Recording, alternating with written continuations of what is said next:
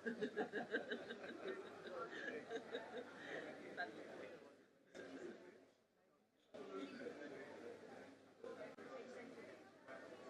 already gave me a pretty. Oh, this is the other. Oh. Oh, you didn't use that one that I sent you? I mean, this is fine.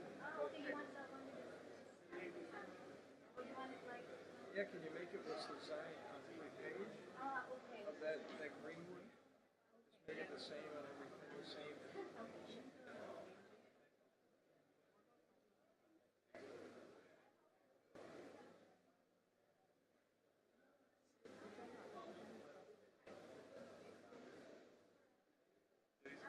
Oh, I'm not.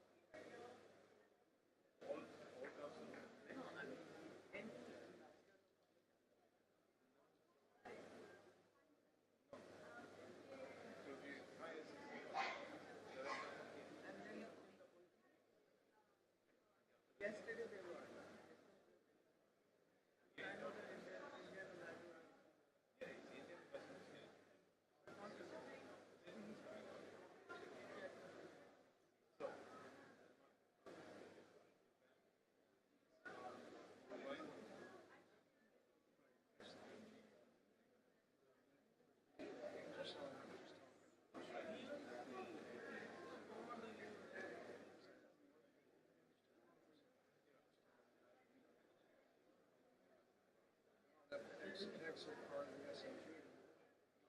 I think this is fun.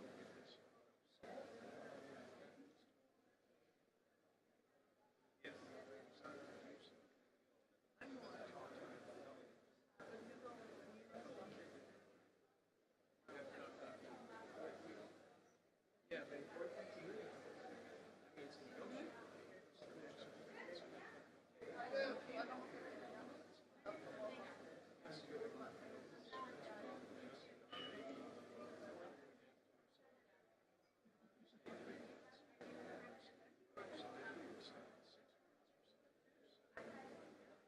I mean, it's negotiable.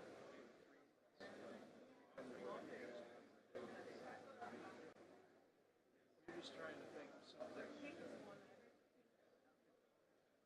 Closes, then it works. But then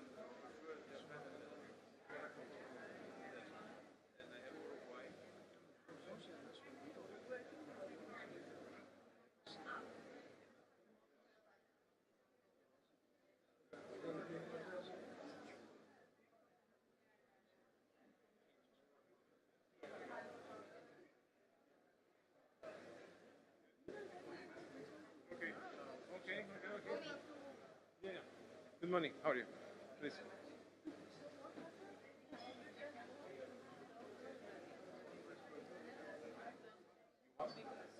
No, you don't. Why you don't want?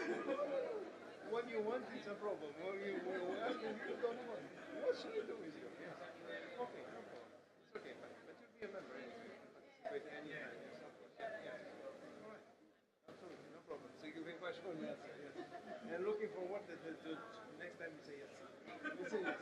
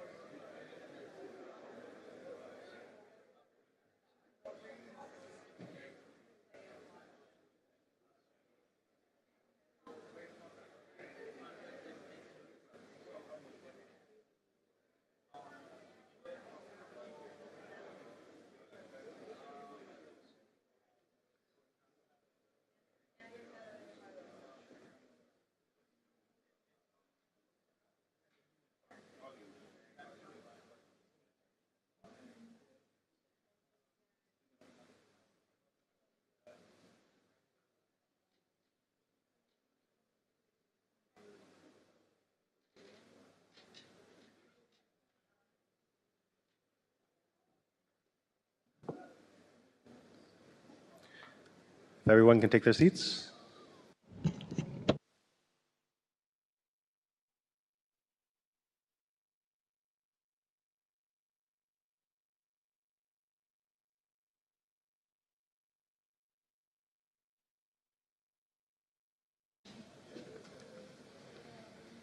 Excellencies, ladies and gentlemen, I'm Joel Hansen, Senior Energy Officer at the United States Department of State.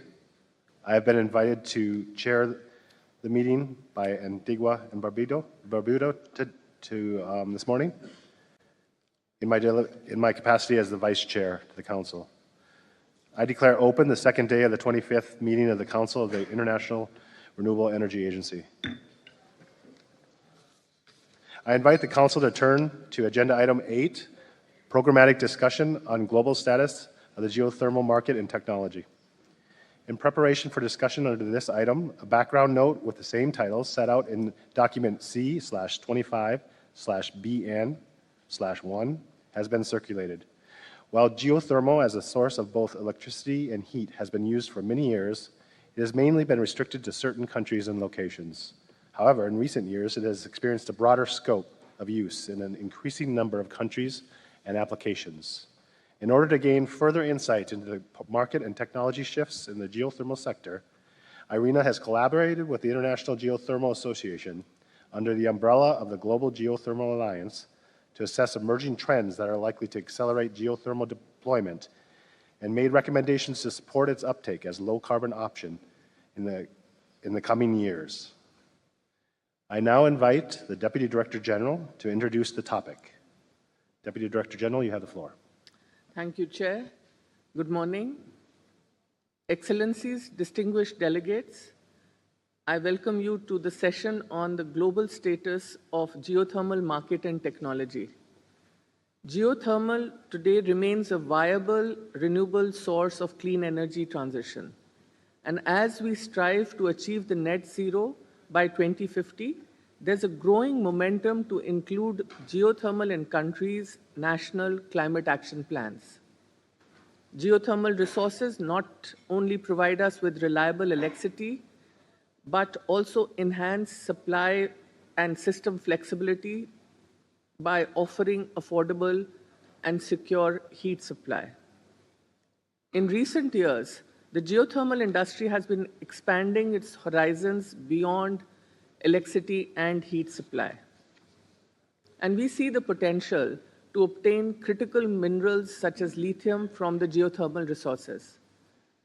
And the industry is in the process of advancing the extraction of these minerals to a commercial scale. Currently, the installed capacity for geothermal is about 16 gigawatt of electricity and 110 gigawatts of heat. However, inadequate policies and regulations, lack of financing, and risk mitigation instruments, limited awareness and technical expertise have slowed down its growth and deployment globally. Governments, industry, and other key stakeholders, including financial institutions, must collaborate to address these challenges. And together, we must work towards de-risking geothermal investments and developing viable solutions. To facilitate this collective effort, IRENA has established the Global Geothermal Alliance, a multi-stakeholder platform aimed at enhancing dialogue, cooperation, and coordinated action to foster geothermal development. So over the years, the Alliance has actively supported countries across Africa, Latin America, and the Caribbean, Southeast Europe, and Asia in building their capacities to develop enabling frameworks for the geothermal projects and programs. The Alliance has also identified the application of geothermal heat in district heating networks and in the agri-food value chains as a critical area for sector growth. Mongolia serves as an example where we initiated support to develop strategic heating plans that incorporate geothermal energy in district heating networks. Excellencies, ladies and gentlemen, IRENA has, in partnership with the International Geothermal Association and under the umbrella of Global Geothermal Alliance, recently published a report on the global status of the geothermal markets and technologies. This report highlights the impact of factors such as resource type, enabling policies, legislative regimes, and risk mitigation instruments on the development of geothermal resources in various regions. So with this ongoing advancement in geothermal technologies, cross-industry collaboration, as well as a growing utilization of low to medium temperature geothermal resources, we can expect the sector to expand significantly in the next decades. I'm confident that the findings of this report will be a valuable guide to stakeholders, empowering them to advance the deployment and utilization of geothermal energy. And with that, I thank you and look forward to a fruitful discussion. Back to you, Chair.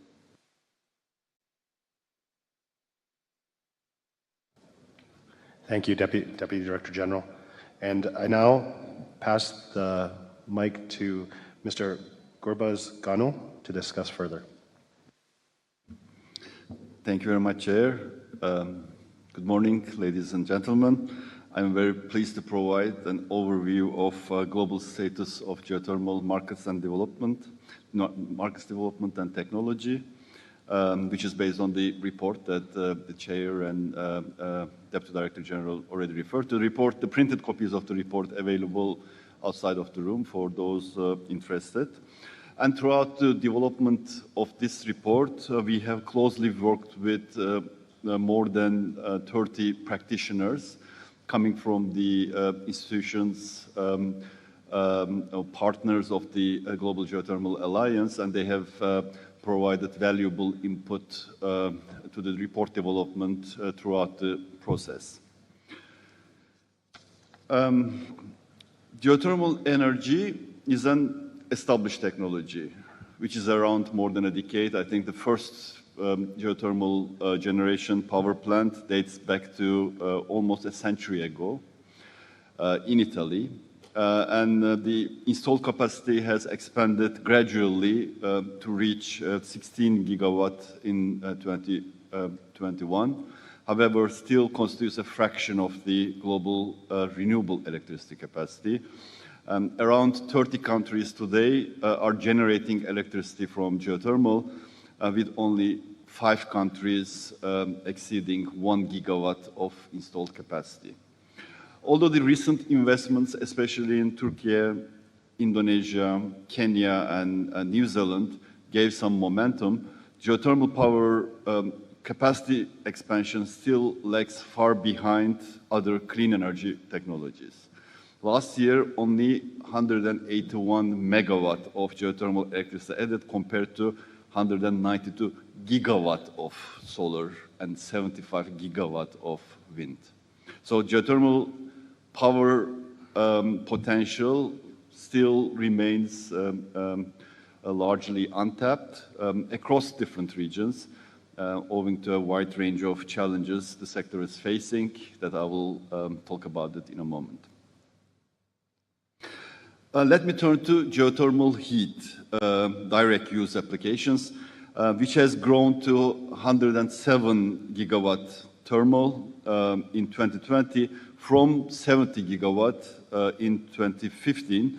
This marks a more than 50% growth over a period of 5 years, despite a slowdown compared to the earlier years of the decade.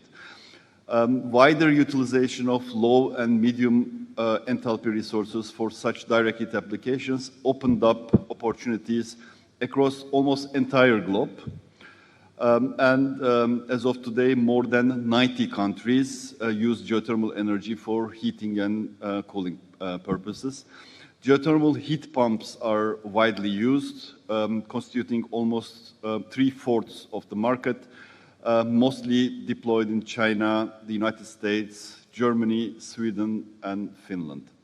The remaining applications rely on the use of geothermal fluids for space heating, for bathing, and agri-food and industrial uses. And the major geothermal district heating markets are China, Iceland, Turkey, and France. If you look at the best practices for creating strong enabling conditions for geothermal capacity to grow, it is a combination of effective legal and regulatory frameworks, policy instruments, and risk mitigation mechanisms. And effective regulatory frameworks are those that are simple, clear, and with short approval durations, while we have a variety of solutions that we have seen across the globe in creating right enabling conditions. In Kenya, Chile, Mexico, for instance, dedicated geothermal legislation have been developed, while many other countries like Netherlands and New Zealand, they preferred geothermal permitting governed by diverse laws such as mining law, water resources law, electricity or renewable energy laws. In some others, like Bolivia, Costa Rica, and Tanzania, geothermal development is solely developed by the public sector. Tax credits to reduce capital and operational expenditures or to promote local manufacturing of geothermal equipment, as well as feed-in tariffs, are among the most popular policy instruments. Turkey is a great example where a combination of policy instruments, including feed-in tariffs, local content standards, and also conducive tax regimes, resulted in the increase in geothermal installed capacity from less than 100 megawatt in 2008 to over 1.7 gigawatt in 2021. Dominica, for instance, included geothermal energy in their NDC specifically as the main driver for decarbonizing the energy sector, and the ongoing development of 10 megawatt geothermal power plant will completely change the power supply landscape and replace the fossil fuel based generation currently existing in the sector. Dedicated geothermal risk mitigation schemes, they help to address the resource risks associated with the early stages of geothermal development. In nascent geothermal markets, public funds are mainly used for risk mitigation, and there are certain risk mitigation mechanisms have been created. There is one in Eastern Africa, another in Latin America, and they helped open up geothermal development in a number of countries in those regions.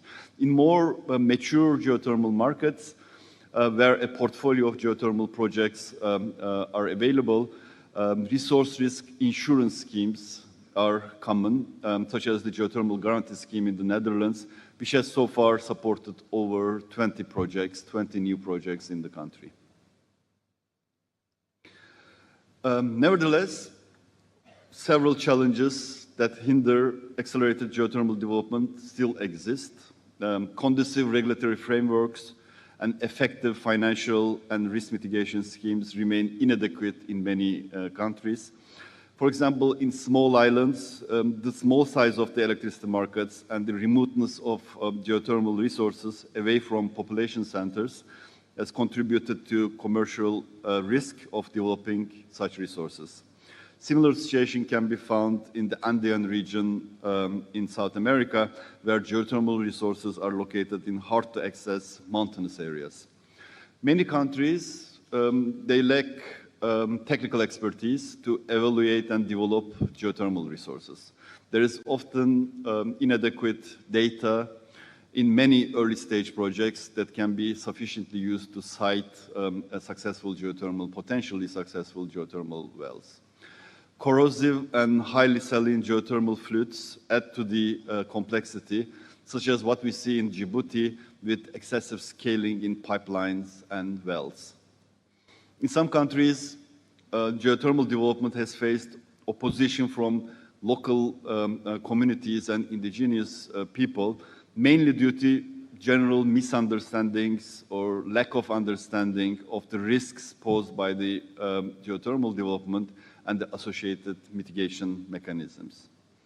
In various potential markets, there is limited awareness among policymakers and the public about the opportunities and benefits that geothermal development can bring.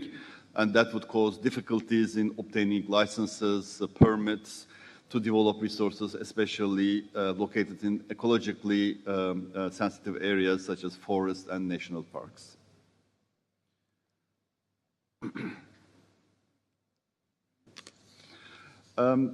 While the geothermal development traditionally focused mainly on the high temperature geothermal resources for electricity generation, these resources are available in only few countries with volcanic setting and can be accessed only through deep drilling.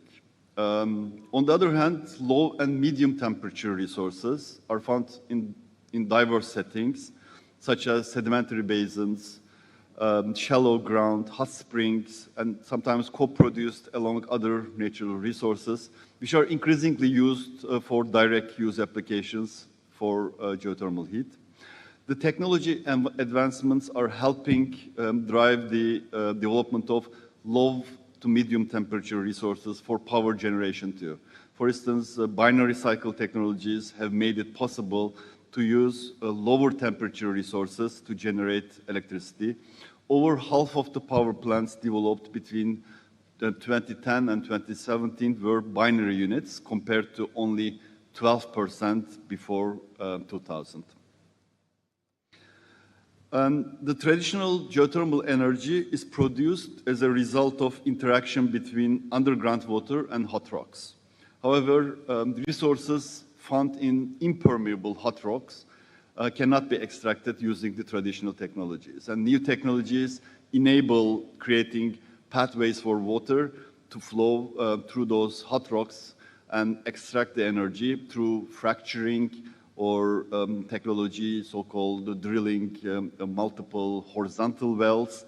And also, there are opportunities with the so-called super hot geothermal resources, which are also hard to extract and require specific technologies to drill wells to great depths, where the temperature and pressure are extremely high. And these technologies are pretty new and are currently being tested in different settings. And once commercially available and viable, they will enable deployment not constrained to areas today as so-called ideal condition areas. So that will expand the resource framework to a much larger geographies. And leveraging synergies that exist between geothermal and other related sectors is increasingly gaining increasing importance. Being an extractive industry, geothermal has similarities with the oil and gas sector, which can help improve efficiency in drilling operations and achieving higher energy input at lower cost, and also access to a large quantity of subsurface data available from oil and gas operations, repurposing of abundant oil and gas wells for geothermal production to reduce the cost of geothermal drilling. These are some of the opportunities that can be obtained with the interface between oil and gas and geothermal. In certain locations, geothermal brines are known to contain commercially viable concentrations of critical minerals such as lithium. Several demonstration projects exist to prove the technology and commercial viability of extracting lithium from geothermal fluids. I was reading yesterday that Turkey can meet the entire lithium needs of the local EV industry for the next 20 years only from geothermal. And finally, production of green hydrogen through electrolysis using geothermal energy is already taking place in certain parts of the world, in Iceland, New Zealand, also in Japan. The high availability of geothermal plants and the high temperature in geothermal fields make the production of hydrogen from geothermal energy more efficient. In island countries where the markets for energy are small, and integration of geothermal plants to green hydrogen value chains could contribute to reducing the commercial risk associated with geothermal development. And the complex and multidimensional nature of many of the challenges affecting the geothermal sector require a collaborative approach. And different stakeholders working together can build on their respective strengths to find common solutions to existing challenges. That's why more than 100 governments and partners today they come together under the umbrella of Global Geothermal Alliance that offers a global platform for enhancing dialogue, cooperation, and coordinated action among geothermal stakeholders to accelerate geothermal deployment. The alliance, working together with other global, regional, and bilateral structures and programs, shares global best practices and insights for the benefit of the broader geothermal sector, build the required human and institutional capacities through trainings, as well as advanced technology innovations to improve the competitiveness of geothermal energy. Thank you very much.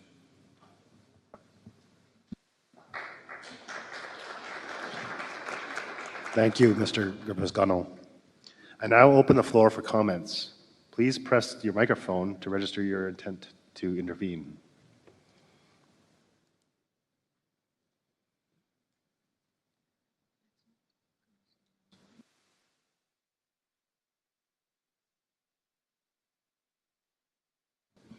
Italy, you have the floor.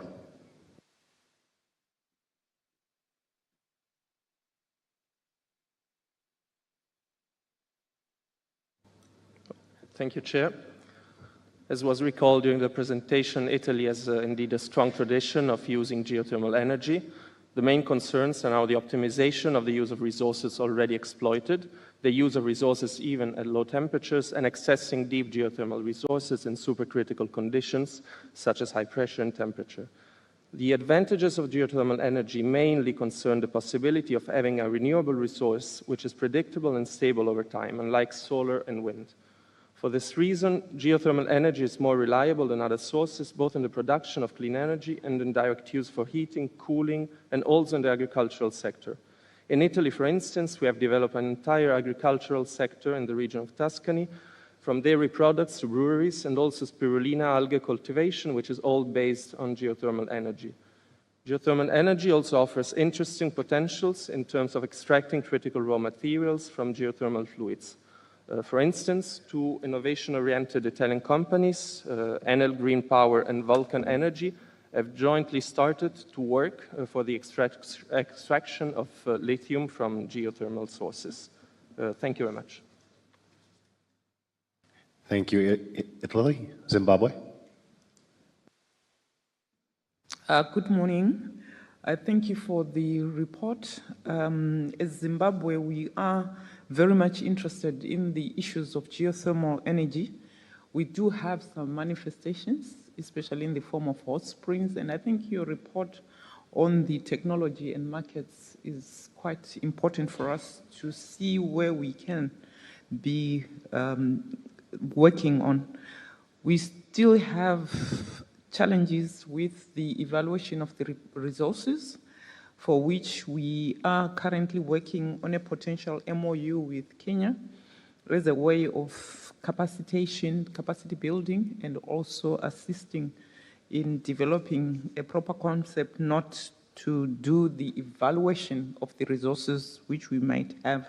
For now, most of our manifestations in terms of hot springs, they are mainly for tourism, and we believe that we can do much more in terms of incorporating them to other systems. So we would like IRENA to continue to assist countries like Zimbabwe to get potential partners as a way of exploring this resource. We believe it is a good resource, given that it does give us a much more stable supply in terms of as compared to other renewables. We can do baseload with geothermal. So thank you. We look forward for further cooperation in the area, especially from the technology providers. Thank you. The United States.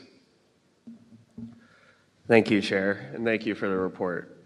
The United States has set a goal to achieve a completely decarbonized electric grid by 2035. And we're seeing solutions to achieve that goal become progressively more expensive as more of the grid is decarbonized. As it is estimated that the last 20% of grid demand will cost 10 times more to decarbonize than the first 80%. Costs are also increasing because the need for continually on, low, or zero emission electricity sources increases as the grid decarbonizes. And our available solutions for such sources are not currently cost effective. The need for such sources is already materializing in public policy. For example, a recently passed California law requires state utilities to procure 1,000 megawatts from non-emitting sources that do not require storage.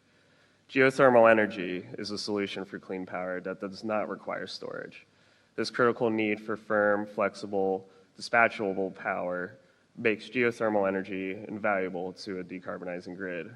Furthermore, the high efficiency of and cost and emission savings associated with geothermal heating and cooling established this technology as an off-the-shelf opportunity to rapidly decarbonize residential and building heating and cooling, which comprises more than 40% of U.S. residential energy use.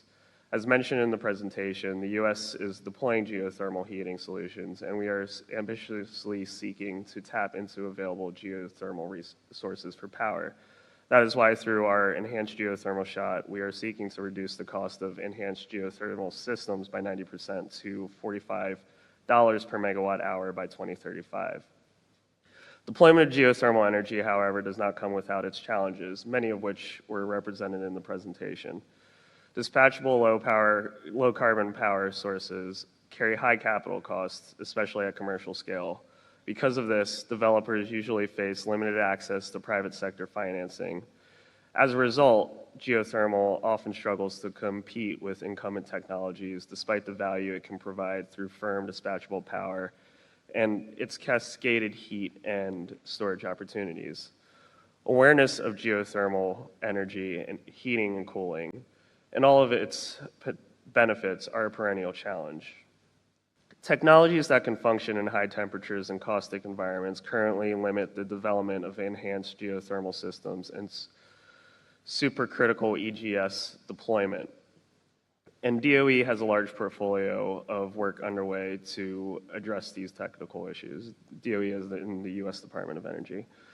Finally, regulatory hurdles can extend the timelines of projects dramatically, costing money and time. As part of its work to overcoming permitting barriers to geothermal, the U.S. Department of Energy's Geothermal Technologies Office initiated a national laboratory-led geothermal interagency collaboration task force. And this task force has already held multiple listening sessions, including one with tribes and tribal organizations within the United States. This work elucidated some key concerns from these key stakeholders. And these key stakeholders expressed the need for better communication and consultation in the development process and assurance of consideration for cultural, burial, and sacred sites, as well as water resources, biological resources, and other aspects. These stakeholders also expressed the desire to better understand how geothermal energy can benefit them, particularly if geothermal projects are located in whole or in part on tribal lands. At the same time, tribes want developers to be honest about the downsides of potential development. Tribes emphasize the importance of ensuring that all stakeholders that may be impacted by a potential development be included in communication, and that developers and other entities view stakeholders as partners in the process.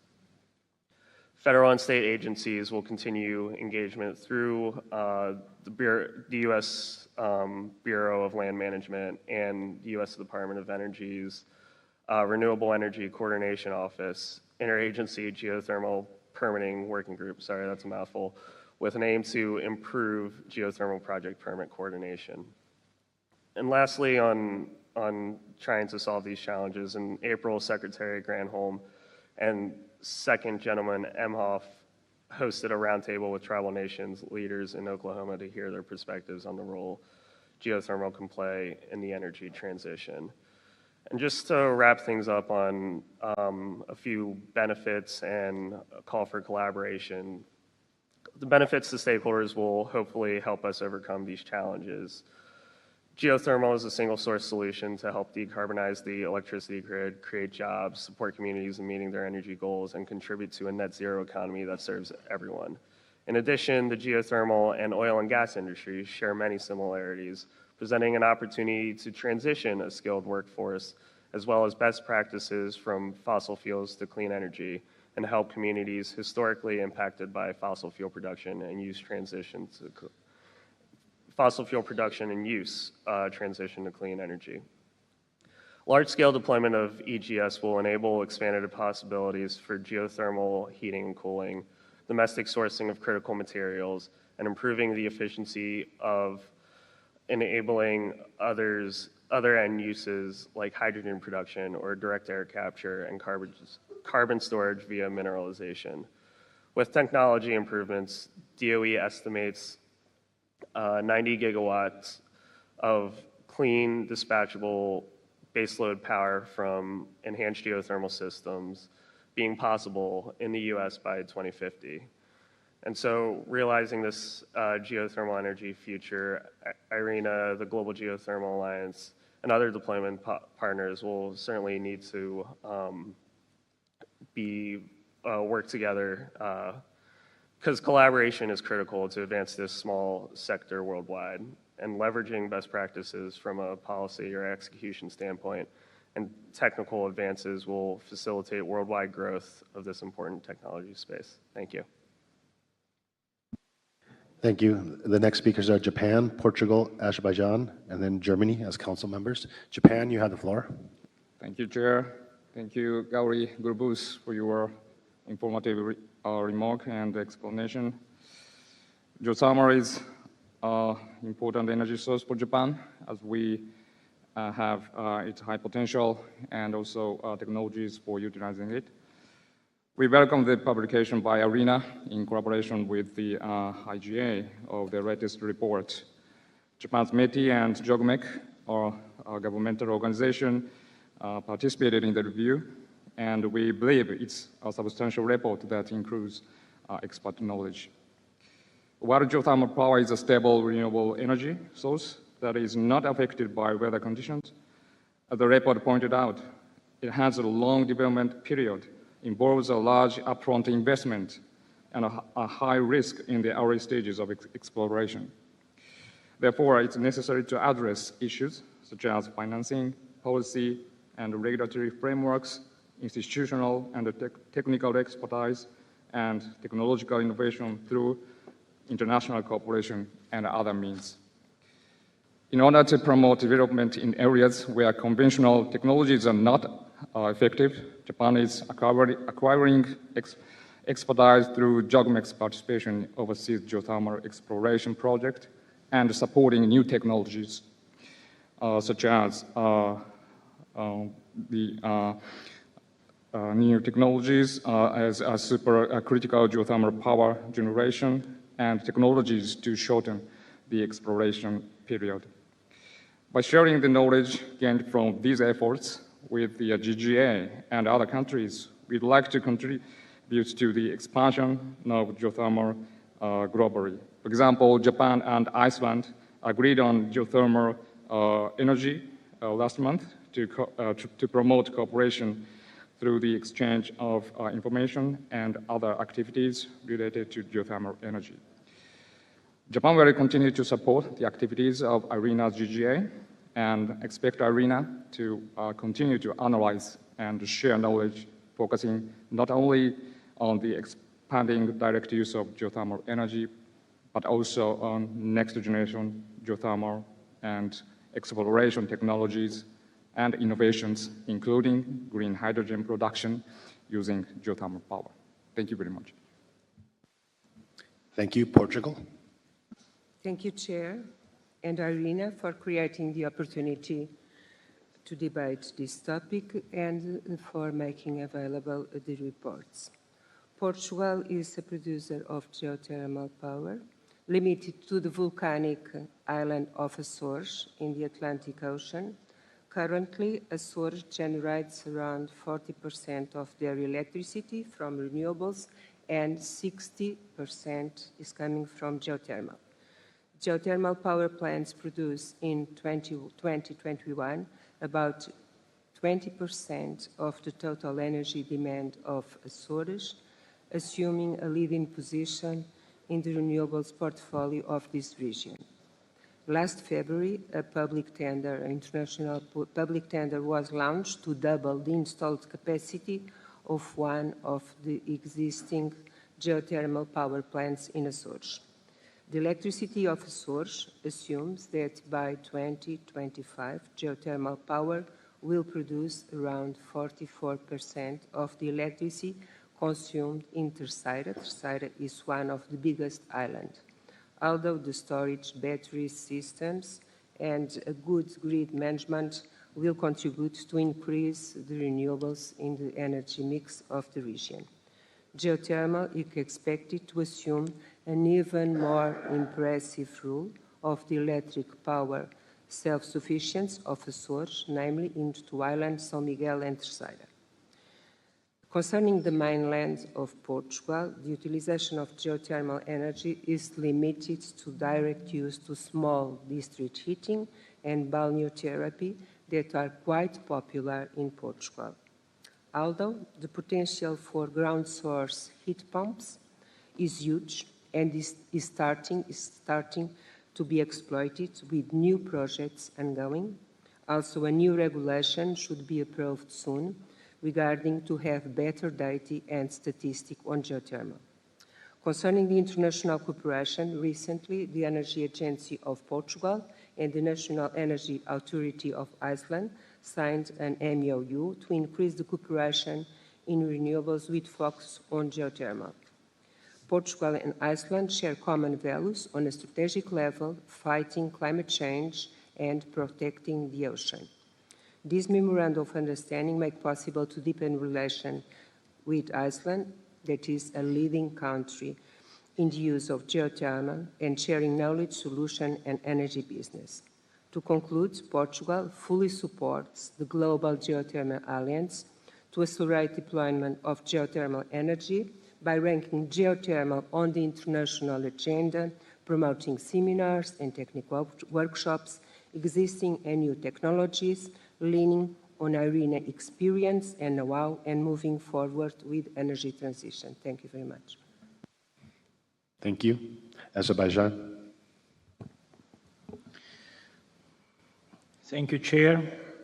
Dear ladies and gentlemen, I would like to inform you on state of play of the geothermal energy development in Azerbaijan. Study of geothermal energy potential and its usage, as well as the preparation of pilot projects, are planned to implement in state programs such as Social Economic Development Strategy for 22-26 of Azerbaijan Republic, establishment of green energy zone in the liberated territories of Azerbaijan, and the great return to the liberated territories of Azerbaijan Republic. To ensure the implementation of the measures envisaged in the mentioned state programs, a working group consisting of relevant state institutions was established under the supervision of Ministry of Energy. In connection with the use of geothermal energy, preliminary research works have been carried out in our country. It has been known that the potential of thermal waters can be used in thermal energy for communal, domestic, and agricultural needs with the application of modern geothermal technologies.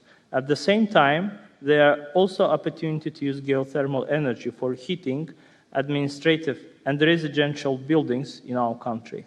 In connection with the development of the oil and gas industry of Azerbaijan, taking into account the number of drilled wells and the possibilities of using the potential of depleted wells, there's a need to re-evaluate the potential of geothermal energy in our country, to prepare the technical and economic assessment documents for the design of directions that are considered effective. Conducting relevant studies on the application of geothermal energy technology, strengthening the personal potential in this field, conducting the studies on the composition of thermal waters, preparing proposals for the efficient usage of valuable minerals contained in thermal waters, preparing technical economic assessment documents for the preparation of the projects are issues that could be mentioned in the development of the field, in this field in our country. There are various support mechanisms for attracting investors in this field. The Entrepreneurship Development Fund and Investment Promotion Certificates are included as an incentives to support entrepreneurs, domestic and foreign, engaged in this particular area. Thank you. Thank you. Germany, you have the floor. Thank you, Chair. Thank you, Director, for this very interesting presentation. Dear ladies and gentlemen, Germany believes in the great potential of geothermal energy. However, we do not see an important role for the geothermal industry in Germany in the production of green hydrogen, given the low efficiency of energy conversion from heat to electricity. The guiding questions for this meeting also addressed challenges for the development of the geothermal sector, which I would like to touch upon. The geothermal sector must compete with other electricity sources for investors and access to grid, and it faces barriers for accelerated development. For instance, high upfront capital, risks during early phase of exploration, and the long project development pipelines. In Germany, I have to admit that the potential of geothermal energy has so far not been adequately developed. The consumer side lacks calculable access option, and for the industry, there's a lack of security of long-term, stable, and economically market access. To overcome the barriers, Germany currently tries to align the framework conditions for accelerated geothermal energy and heat supply. Concrete measures for development include campaigns to reduce information deficits, accelerate planning and approval procedures, as well as the development of subsidy and mitigation programs to set impetus for further investments. With a strategy for geothermal energy, partially in combination with large heat pumps and storage, we are targeting district heating systems, which are of great importance for urban heat supply. In combination with geothermal heat storage, this could provide cost-effective flexibility for the energy system. In our view, multilateral organizations and multi-stakeholder platforms offer an important platform to exchange best practices on geothermal developments. IRENA and the Global Geothermal Alliance as institutional platforms can play a central role in enhancing dialogue. In this sense, we believe that exchanging best practices and success stories can contribute to higher visibility of the potential of the geothermal sector and can also help to draw attention from stronger energy sector players, for example, the oil and the gas industry. Thank you very much. Thank you. Panama, you have the floor. Thank you, Your Excellency. I'm going to give my intervention in Spanish. Panama's doors are open to all clean renewable energy technologies. So that includes geothermal energy. The proof of that is that we have incentives for the import of all technology since 2004. We also have incentives for electrical vehicle imports since 2010, and more specifically, incentives to import photovoltaic systems since 2013. However, we do acknowledge that we don't have geothermal technology for energy production due to competition with other countries that have introduced this technology in their generation mix. As part of the Central American group, we are currently analyzing the potential of geothermal energy and its technology. And thanks to the GZ, we have discovered opportunities to, by 2030, introduce ground source heat pumps in the textile industry. We are interested, obviously, in exchanging experiences and working together. And we have the support of the Geothermal Alliance to promote pilot projects that will help us to evaluate this technology in Panama. We are very pleased to host the Geothermal Technology Alliance mentioned yesterday by El Salvador, and we look forward to future collaborations with them. The last council member to ask for the floor is Spain. Then we'll have council alternatives, Malaysia and Uganda. Spain, you have the floor. Thank you. I'm going to make my intervention in Spanish. Muchas gracias. Thank you for that report. It's been very interesting. We found the initiative very interesting in Spain. We don't have a relevant capacity in geothermal energy, but there are some interesting initiatives underway in recent years. Some of the most important have to do with the production of electricity and new perforation or drilling methodologies.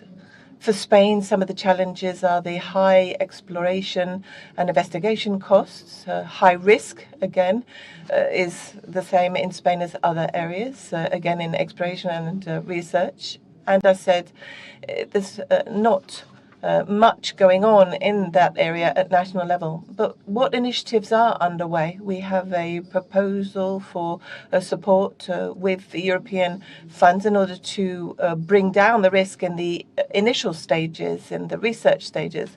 That was approved this week, and we hope that that initiative will further roll out over the course of the summer. The main advantage of geothermal development, and this has been recognized by other countries, is that it is dispatchable, a renewable source of energy. In Spain, the Canary Islands are energy islands, physical islands, but also energy islands, and there they have geothermal resources. So that would be very convenient source of energy because it would also help us to get more energy renewable into the mix. So we can use it for cooling and heating, as we're doing in some hospitals. It's also used to provide heating and cooling sources in polytunnels. IRENA has a very important role, and Spain is part of that in rolling out best practices that should seek to find ways to support initiatives in this area, to create a favorable legal framework and to provide awareness building and information campaigns. Thank you very much for your attention. Thank you. Malaysia, you have the floor. Thank you. Thank you, Chair. Ladies and gentlemen, Malaysia acknowledges the global growth in the use of geothermal energy and is significant in driving the transition towards a sustainable and green economy. Malaysia also welcomes the publication of the Global Geothermal Market and Technology Assessment Report by the IRENA and the International Geothermal Association, which highlights the current status of geothermal development globally, the emerging trends, and relevant recommendation in spearheading the development of geothermal as a firm source of energy supply. As we discuss the role of geothermal energy in fulfilling our energy needs, we recognize the potential of this renewable source to diversify our country's energy landscape. Its consistent and dependable generation, coupled with high plant efficiency, low greenhouse gas emission, and small ecological footprint, positions geothermal as a sustainable and long-lasting source of electricity when managed effectively. This augurs well with the accelerated RE deployment plan that our government is undertaking, in which solar that is intermittent will be the dominant renewable energy source. In fact, we have initiated studies and allow preliminary exploration activities to identify suitable sites for geothermal development. The geoscientific assessment undertaken indicated the presence of favorable subsurface conditions such as high heat flow and potential reservoir that suggested the existence of geothermal resources in Malaysia. While our geothermal potential holds promise, we recognize the need for further research, technological advancement, and policy support to overcome the challenges associated with geothermal development. These challenges include resource identification, exploration risks, high upfront costs, and regulatory framework that need to be tailored to accommodate geothermal projects. In this regard, Malaysia welcomes the work by RENA and IGA in further developing geothermal as a firm source of renewable energy for countries with such potential. We also welcome collaboration and international cooperation with countries that have advanced geothermal technology and expertise. We are also looking forward to establishing partnership with international organizations and development partners that can support capacity building as well as technological research and development efforts. We believe that collaboration through sharing of knowledge, best practices, and experiences will enable countries to accelerate and unleash the full potential of geothermal energy in our quest for a lower carbon energy pathway. With that, I thank you. Thank you. Uganda. Thank you, Chair, and thank you, Director, for the presentation. Allow me this opportunity to present to the meeting the status of the geothermal energy resources development in Uganda. Uganda is endowed with extensive geothermal resources, estimated at about 1,500 megawatts from 25 areas in the Ugandan Rift System. Exploration for geothermal energy in Uganda has been in progress since 1993. The studies by the Ministry of Energy and Mineral Development have focused on 4 major geothermal areas with the main objective to sustainably develop geothermal energy to complement hydro and other sources of energy to meet the energy demands of the country. Current studies using geological, geochemical, hydrogeological, and geophysical methods have come up with conceptual models that would be a basis for drilling exploration wells. Preliminary studies show that the temperatures are good for electricity generation and direct use in industry, agriculture, and tourism. 3 sites have reached advanced stages of surface exploration. The government of Uganda established a geothermal resources department within the Ministry of Energy and Mineral Development in the year 2014. The geothermal resources development is managed under the National Energy Policy 2023 and the Mining and Minerals Policy 2018. The geothermal exploration and development is regulated by the Mining and Minerals Act 2022 and Electricity Act 2022. The policies and legislation have been strengthened to focus on electricity production and to promote direct uses of geothermal energy in industry, agriculture, and tourism. The current utilization is from the fluid discharges from surface manifestations. These are the hot springs. And this thermal energy is not yet quantified in terms of megawatts. The geothermal water is being used as a source of salt in some areas, while in other areas, the hot spring waters are currently used for spas and are believed to have curative powers for skin diseases and rheumatics. The hot spring waters are also used for watering animals as a substitute for salt because of its high salt content. And lastly, hot springs are a tourist attraction in Uganda. Of the 25 geothermal sites in Uganda, only 2 are licensed to private sector. The remaining areas are still in the hands of the government, which is carrying out surface exploration to prepare them for feasibility studies and later private sector investment. The key strategies for fostering investment include implementing through public-private partnerships, innovative financing mechanisms, including targeted subsidies to stimulate the market penetration of renewable energy technologies, introduction of specific regimes that favor renewable energy. These include preferential tax treatment, tax exemptions, and accelerated depreciation, implementation of innovative risk mitigation mechanisms and credit enhancement instruments to provide comfort to project lenders. In order to promote geothermal development in the country, the government has taken the following actions: reduction of the geological and other risks by undertaking most upstream scientific investigations, capacity building in various disciplines of geothermal energy exploration and development. Private sector project developers are also provided with a standardized power purchase agreement. Subsidies are extended or will be extended to developers of mini-grid projects, and there are zero taxes on imported raw materials, equipment, and machinery for geothermal exploration and development.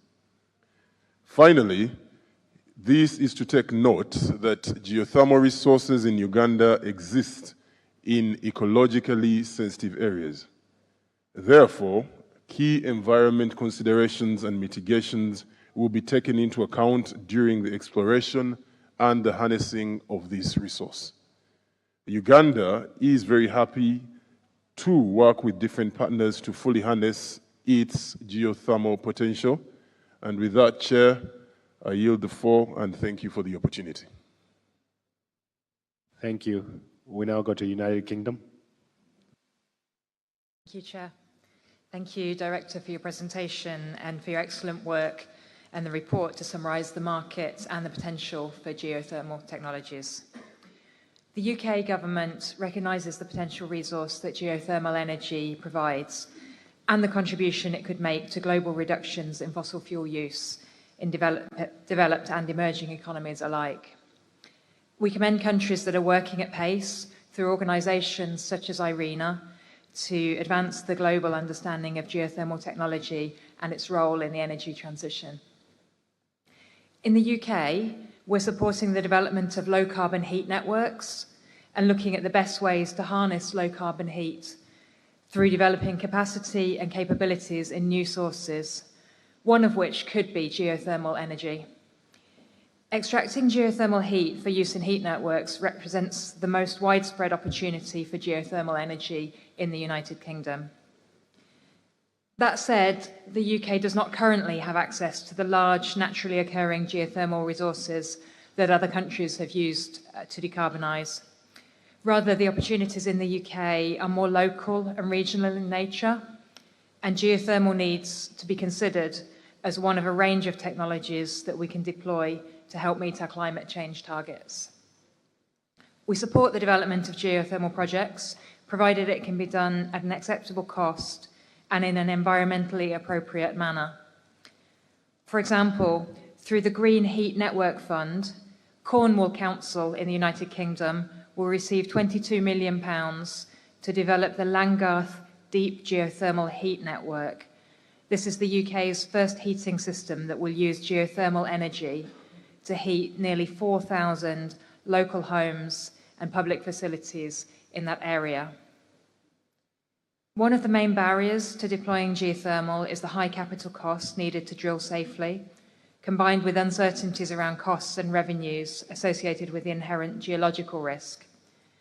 We're proud to have supported past geothermal projects in places such as Montserrat and Tanzania, and we believe IRENA will play a key role in ensuring the learnings from such projects are shared globally to advance the implementation of this technology, driving down the research and development costs and advancing global understanding where possible. Thank you. Thank you. The next speaker is Turkey. Thank you, Chair. Thank you for the organization of this session. We appreciate IRENA's work and engagement on this issue regarding geothermal sources. Geothermal is one of the most important renewable sources for Turkey. Due to our geological structure, we are rich regarding the geothermal sources. These sources are concentrated, especially in the Western Anatolia. And regarding the sources, we are the first country in Europe and the fourth country in the world.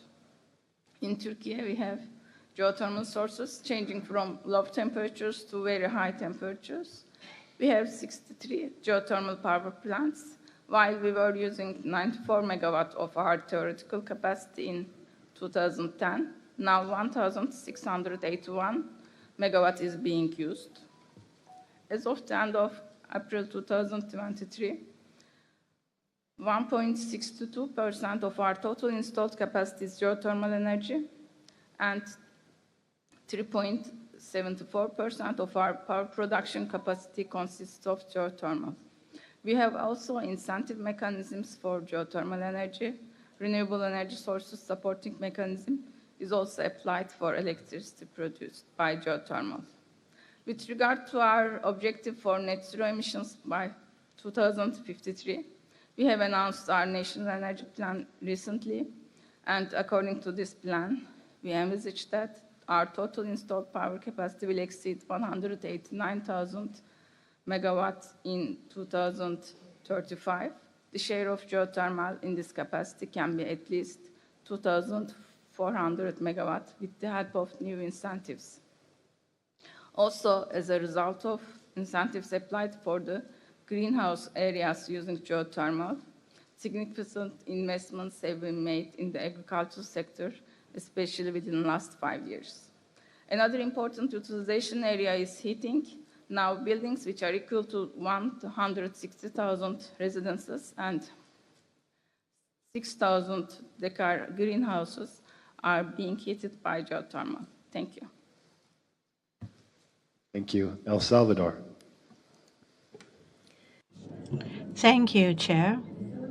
I'd like to start by congratulating IRENA for the work they've done with the Global Geothermal Alliance. The support for their studies is going to surely advance the geothermal industry.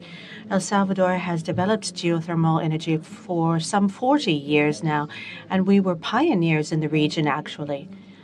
Currently, our plants generate 190 megawatts.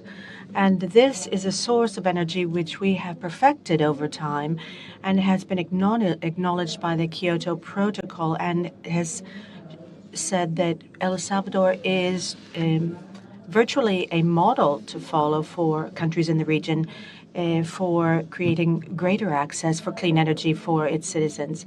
In September of 2022, we held the second high-level conference on the Global Geothermal Alliance together with IRENA and the International Geothermal Organization, in which we debated cooperation, funding, and especially skill building and knowledge base and technology transfer. We have also trained high-level experts in the subject from different neighboring countries, and we are currently offering our expertise to all of the countries that make up IRENA so that we can help in the training program. And we're also in the process of signing an MOU together with other international agencies to set up a center of expertise on geothermal energy. Mr. Chair, the climate crisis is real, and it requires a fast and timely action, and only by using a transformation to more sustainable energy sources can we meet our commitments. And it is clearly now when geothermal energy is going to rise to the occasion. Thank you. Thank you. Singapore, you have the floor. Thank you, Chair. Singapore has adopted a multi-pronged strategy that outlines the key paths of our transition towards a more sustainable future. As a small resource-constrained country, Singapore has limited renewable energy options and imports almost all of its energy needs. Apart from solar, we are exploring other indigenous energy options, such as geothermal energy, to further diversify as well as decarbonize our energy mix. On the geothermal front, advancements in technology such as advanced geothermal systems using closed-loop systems have opened up the possibility of geothermal application in countries without conventional hydrothermal resources such as Singapore. by harnessing heat from hot dry rock at greater depths. That said, existing information about Singapore's geology and geothermal resource potential at the required depths is insufficient. Hence, there is a need to ascertain them more comprehensively and accurately before we can proceed to consider geothermal technology options and suitable applications. The Energy Market Authority is charting the next steps to work with industry partners to ascertain Singapore's geothermal resource potential through a wide area, non-invasive study. If the project to ascertain our geothermal resource potential yields positive results, geothermal could serve as a new and additional source of indigenous clean energy besides solar for power generation in Singapore and support us in meeting our ambitious climate change targets in the long run. In addition, this could facilitate partnerships amongst private players to accelerate the development of geothermal applications in Singapore. This will allow Singapore to be one of the first countries to deploy next-generation geothermal systems in a densely populated city.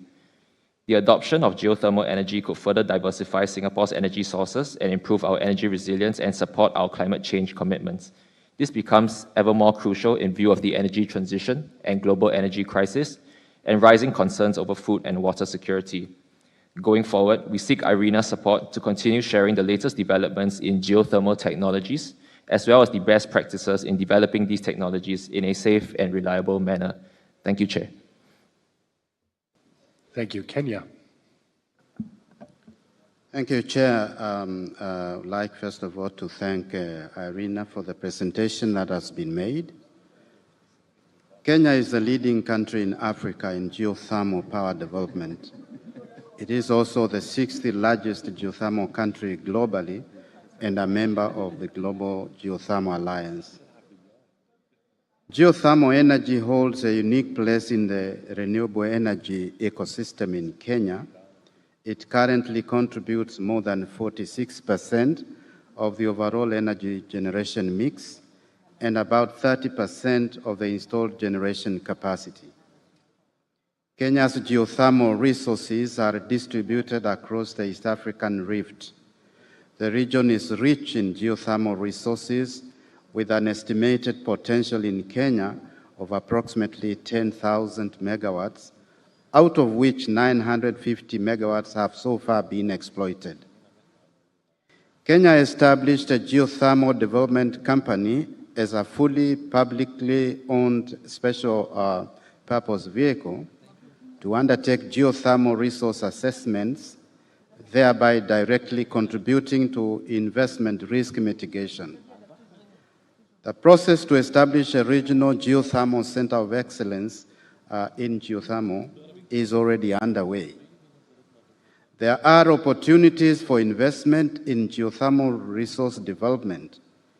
Kenya recently completed plans to set up a 453-hectare industrial park at its geothermal power generation hub at Olkaria, which is 90 kilometers from Nairobi City, in order to take advantage of the competitively priced geothermal steam and electricity as key economic drivers of production.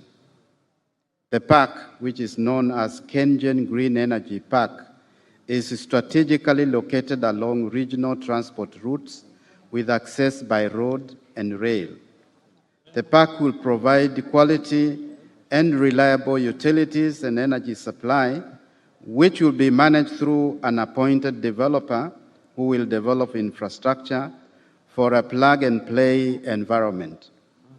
There are ongoing discussions with investors to explore green hydrogen production from the available geothermal electricity.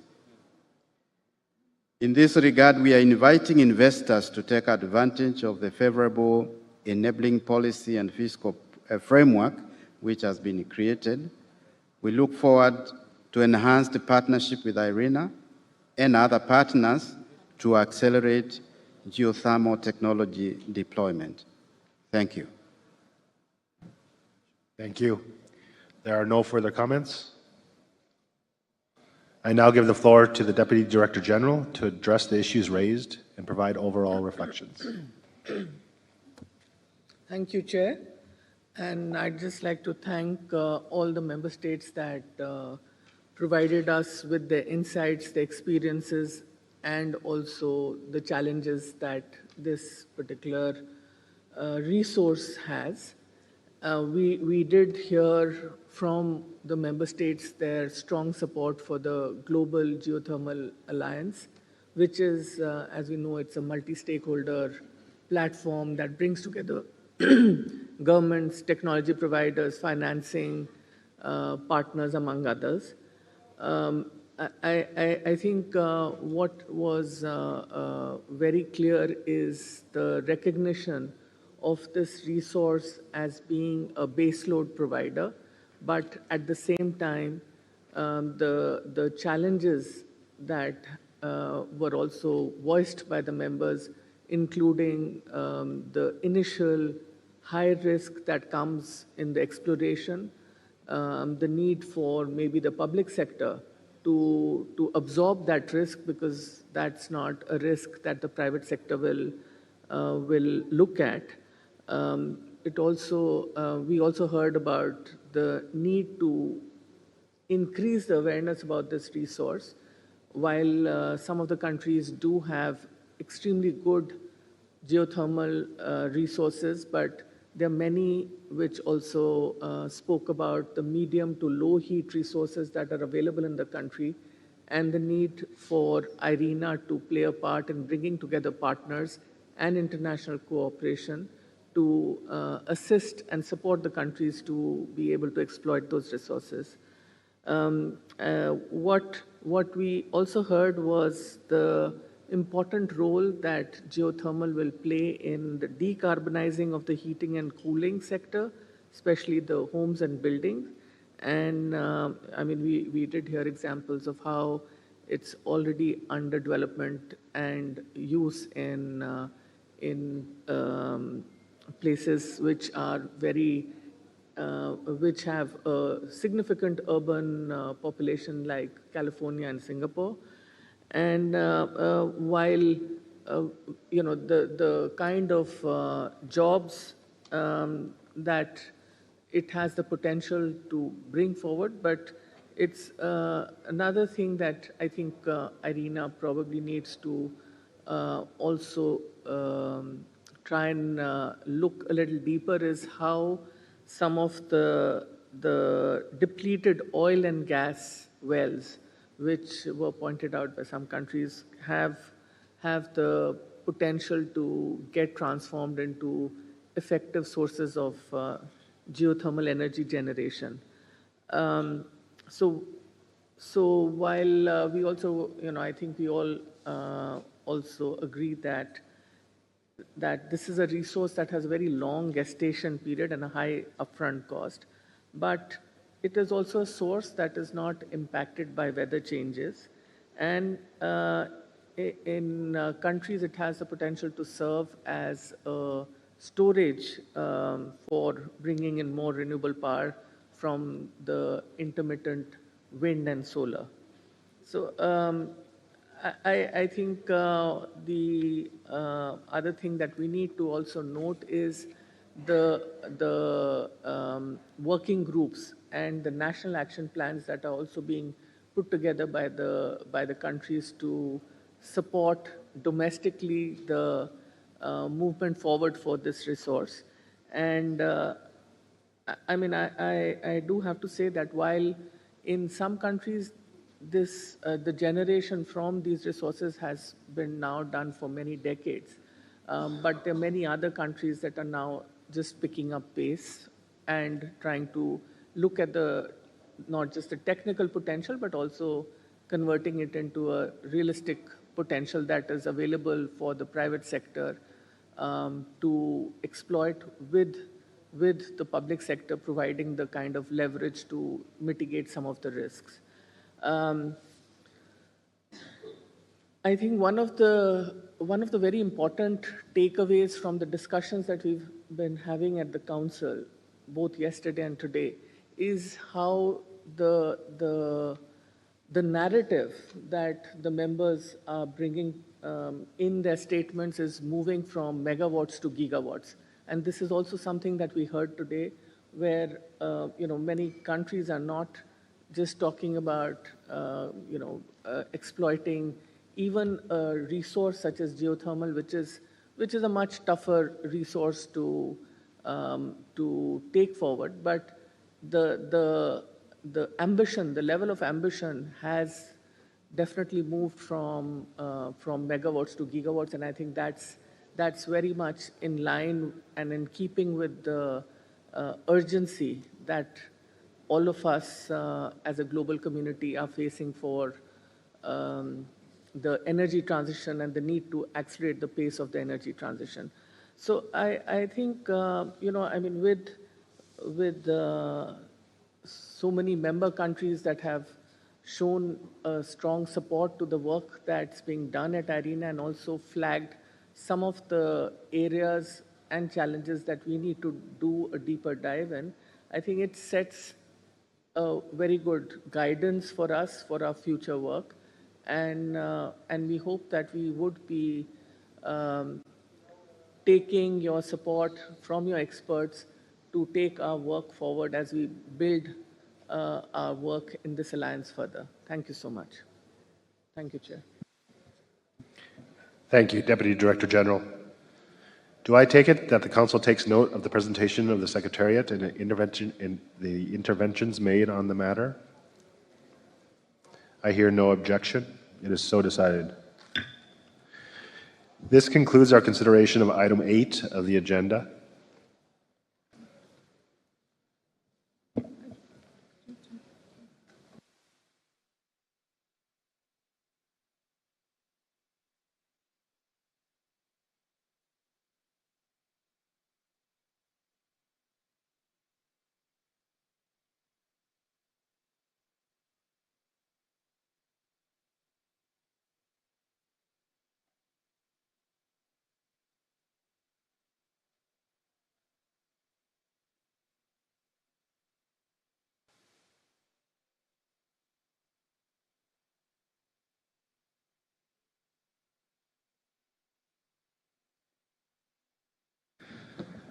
I invite the Council to turn to agenda item 9, programmatic discussion on the global landscape of renewable energy finance.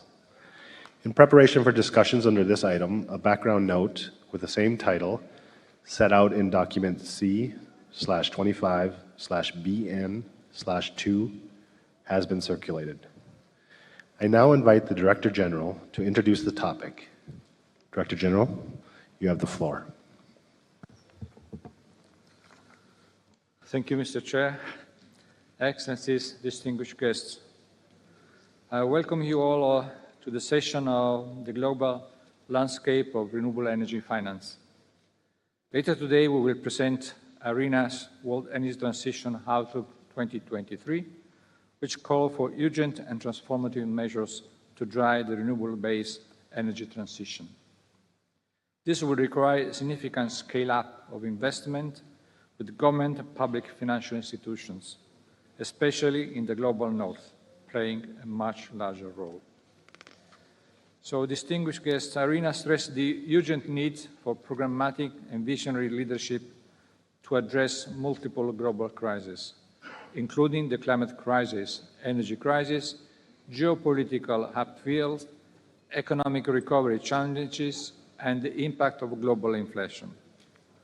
While the constrained financial resources and unpredictable economic situation are impeding investment, the ongoing energy crisis is compelling nations to swiftly adopt sustainable, dependable, and cost-effective alternative energy resources.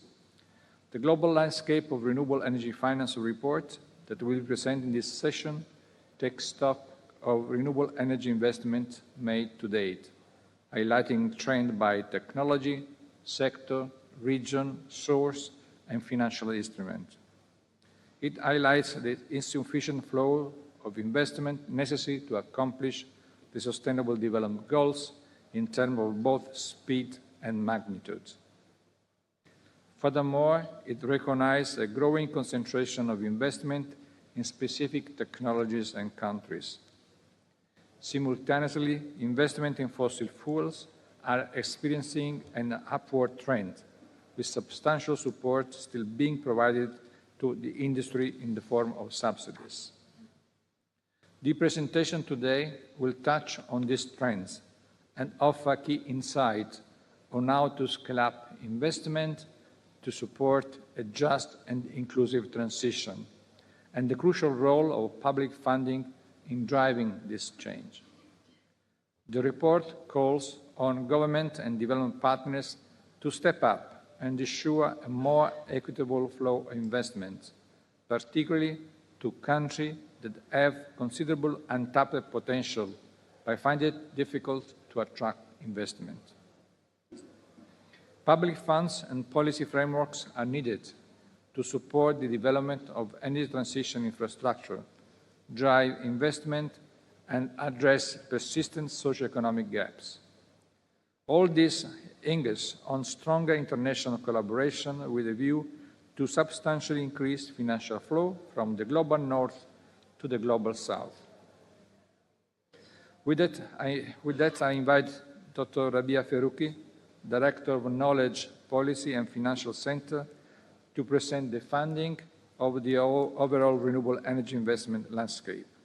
After the presentation, we welcome and look forward to your intervention and feedback.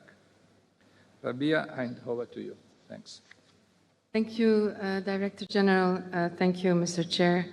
As you know, the IRENA's World Energy Transition Outlook estimates that the cumulative investment required for the 1.5 to be realized is $150 trillion. That's about $5.3 trillion annually. So let's see where we are today in terms of investments with a specific focus on renewable energy, what it will take to achieve the scale-up required for the 1.5 pathways and achieve SDGs.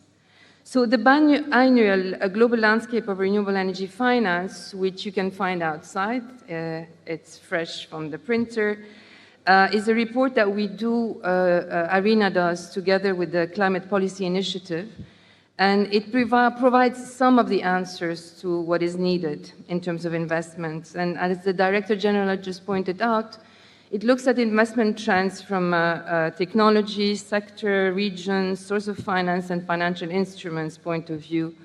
And it has a dedicated chapter on off-grid investments.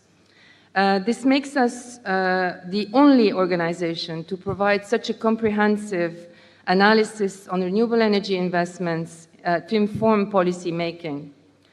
Since the launch of our report, our analysis has featured in key products by partner institutions such as the International Monetary Fund, the World Bank, the World Economic Forum, and UNCTAD, among many others.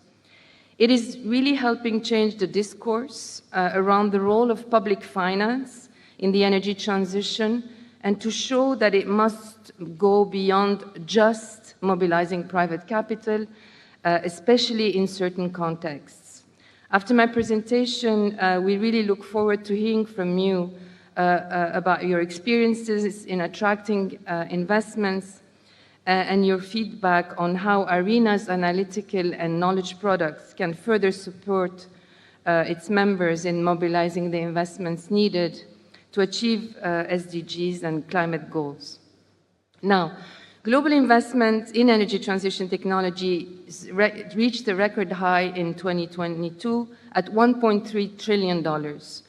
That's 70% higher than before the pandemic. However, this needs to at least quadruple to achieve the 1.5 target laid out in the World Energy Transition Outlook.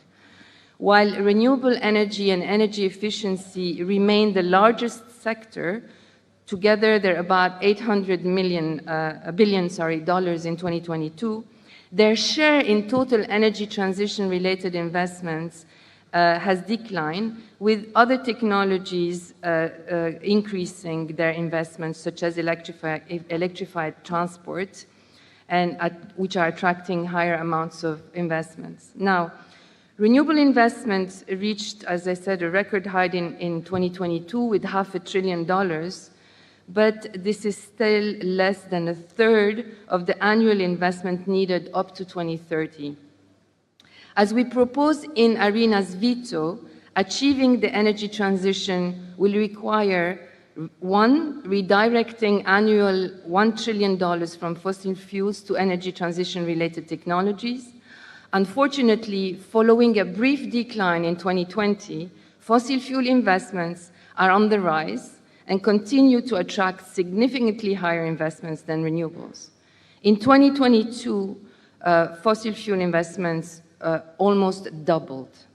The second requirement that we propose in Navito is to eliminate fossil fuel subsidies. Subsidies doubled for fossil fuel in 2021 across 51 countries and are expected to further double in 2022 due to energy price pressures. I think worth highlighting is the fact that regionally, fossil fuel subsidies in Europe reached $113 per person in 2020, and that's more than triple those in the Middle East and North Africa region, which are $36. So phasing out investment in fossil fuel assets and the elimination of subsidies are necessary to level the playing field, and this obviously at the same time requires a robust safety net to protect vulnerable populations. Now, regarding investments by sector, they have been growing, but they continue to be highly concentrated in the power sector. Power generation assets attracted on average 90% of renewables investment between 2013 and 2020. Preliminary data suggests that the share of power went up in 2022 at 97%, while the share in end users dropped to 3% from about 8.5% in 2013. So renewable energy investment in end use must increase 20-fold, from 13 billion in 2022 to almost 270 billion per year to achieve the 1.5 pathway that Vito estimates. Now, geographically, we have another kind of concentration.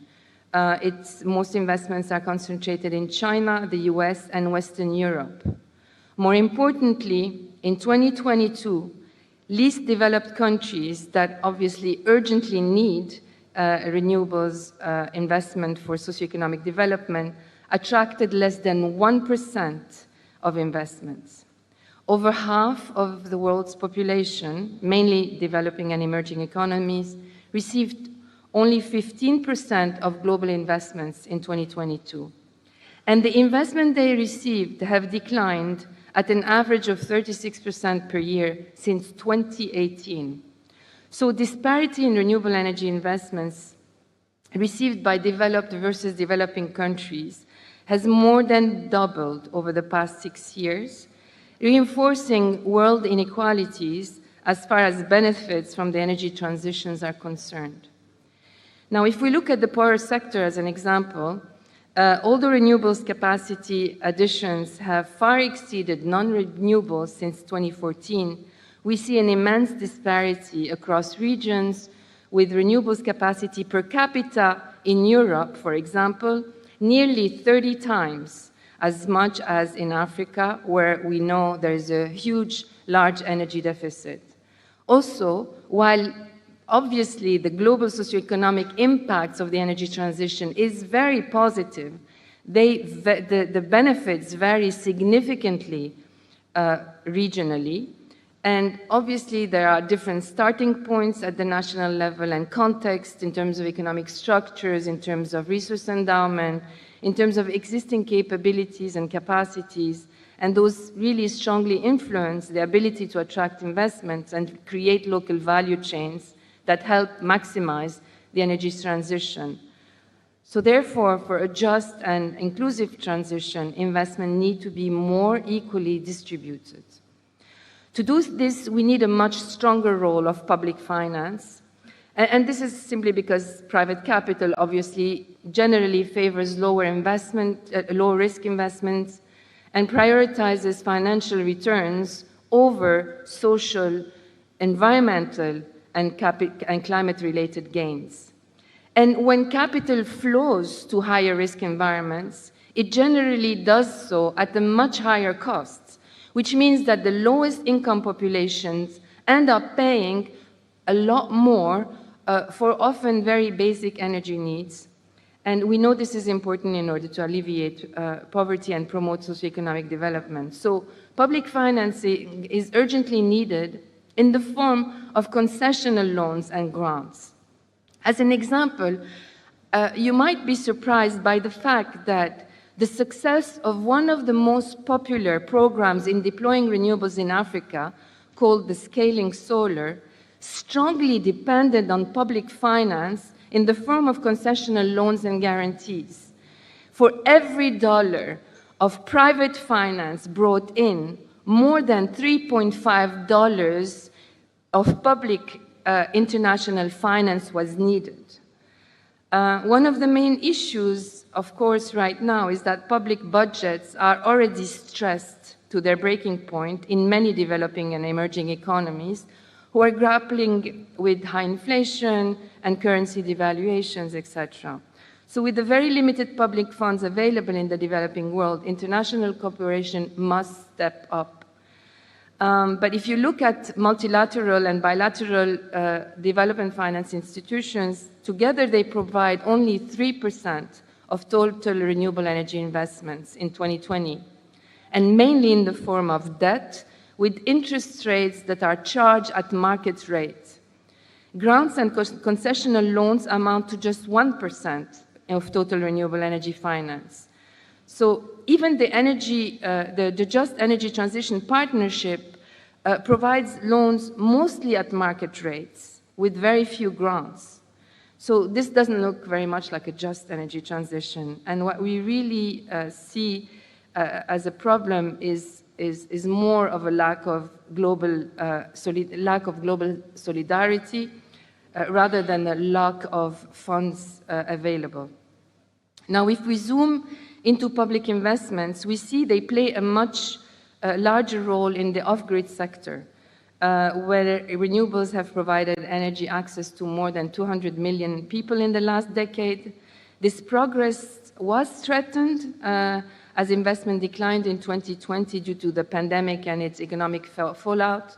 Fortunately, public investors, in particular DFIs, stepped up to cover the shortfall. In 2021, their contribution increased by 67% compared to 2019 levels. So the sector received record high investments of about 560 million in 2021, a 27% increase from 2020. Preliminary data for 2022 suggests that investments have continued to increase. Majority of off-grid investments continue to go to solar home systems, mainly for residential use. Micro and mini-grids are increasingly attracting investments, serving commercial and industrial users, as well as community-based applications such as schools and hospitals. The share of investments going to commercial and industrial applications has more than tripled between 2015 and 2021. Powering commercial and industrial application is obviously key to promoting local economies by creating jobs and economic growth while enhancing food security and resilience. But on the other side of this diversification is a story of concentration. The average transaction size has increased almost 8-fold between 2013 and 2021. And investment are increasingly concentrated among a few large international companies that have a strong market position and can avail large volumes of debt and equity financing at relatively attractive terms. Together, they accounted to almost 80% of investments in 2021. So this is a sign of growth, obviously, and maturity of the sector, but the problem is that smaller local enterprises are finding it increasingly difficult to access financing. More importantly, the investment gap remains substantial. About $15 billion is needed annually in the sector to achieve universal access to energy, compared to the half billion invested in 2020. So again, this will require public finance, financial institutions to step up again or further, and provide financing for both enterprises and for consumers. Now, our report emphasizes the need to increase the availability of capital for public investments in renewables and to transform lending to developing nations with deep reforms needed of the international financial infrastructure. Today, while developed countries, such as the US, for example, pay less than 4% per year on 30-year borrowing for infrastructure, the government of developing countries often pay more than 10% on 5-year loans. Funds with more grants and concessional loans are needed, example in the loss and damage funds that we know from the climate discussions, and we obviously look forward to these funds to materialize around COP28.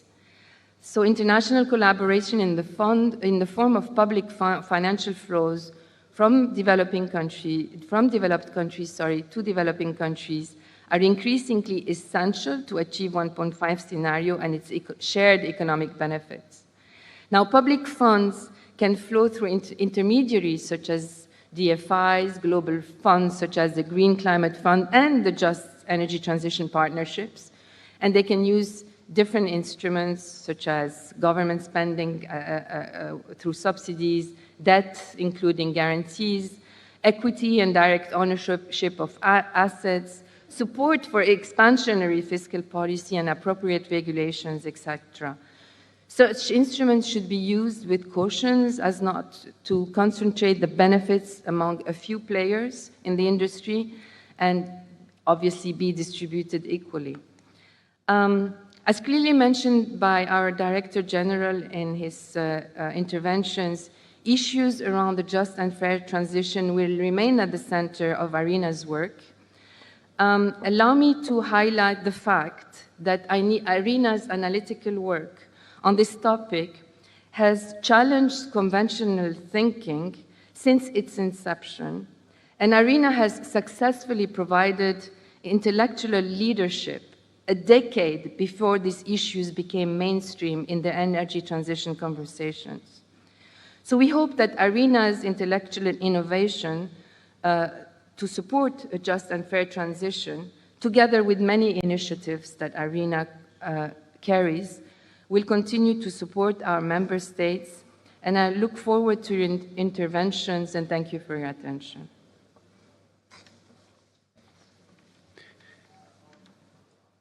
Thank you, Director General and Dr. Faruqi. I now open the floor for our interventions. Please submit your intentions via the microphone.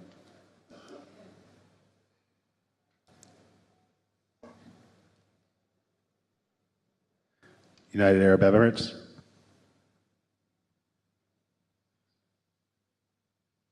Thank you, Chair.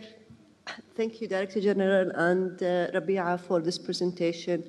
And it's a very, very interesting presentation and report on the global landscape of the renewables finance.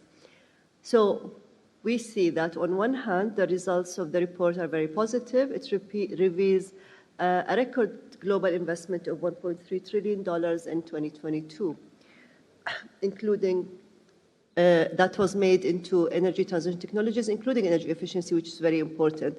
However, on the other hand, it's quite shocking, especially when it comes to the distribution of finance and how severely limited it has been to just few countries. So the report underscores the need for direct funds to regions and countries that have considerable untapped potential, but find it difficult to attract investment. So, ladies and gentlemen, we must, I believe, close this climate finance gap. There still seems to be lingering discrepancy between expectations and reality. Financiers claim they have enough money available, yet the projects are missing.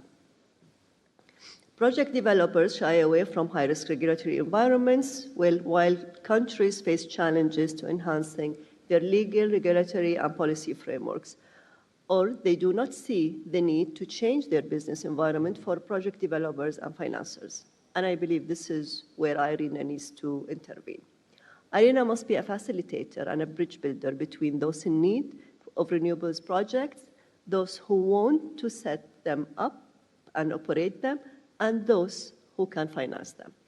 More dialogue is definitely needed between these groups. We must encourage dialogue to increase the understanding of each position and needs. To attract private finance, investment needs to be de-risked. The financial environment needs to be clear and safe for long-term investments for projects with a lifetime of 20 years or more. Regulatory frameworks need to be secure and robust to ensure the operation and offtake security. If the regulatory framework is in favor of foreign investment, public and private funding goes definitely hand in hand. Over the last decade, the UAE has channeled public funding into projects globally.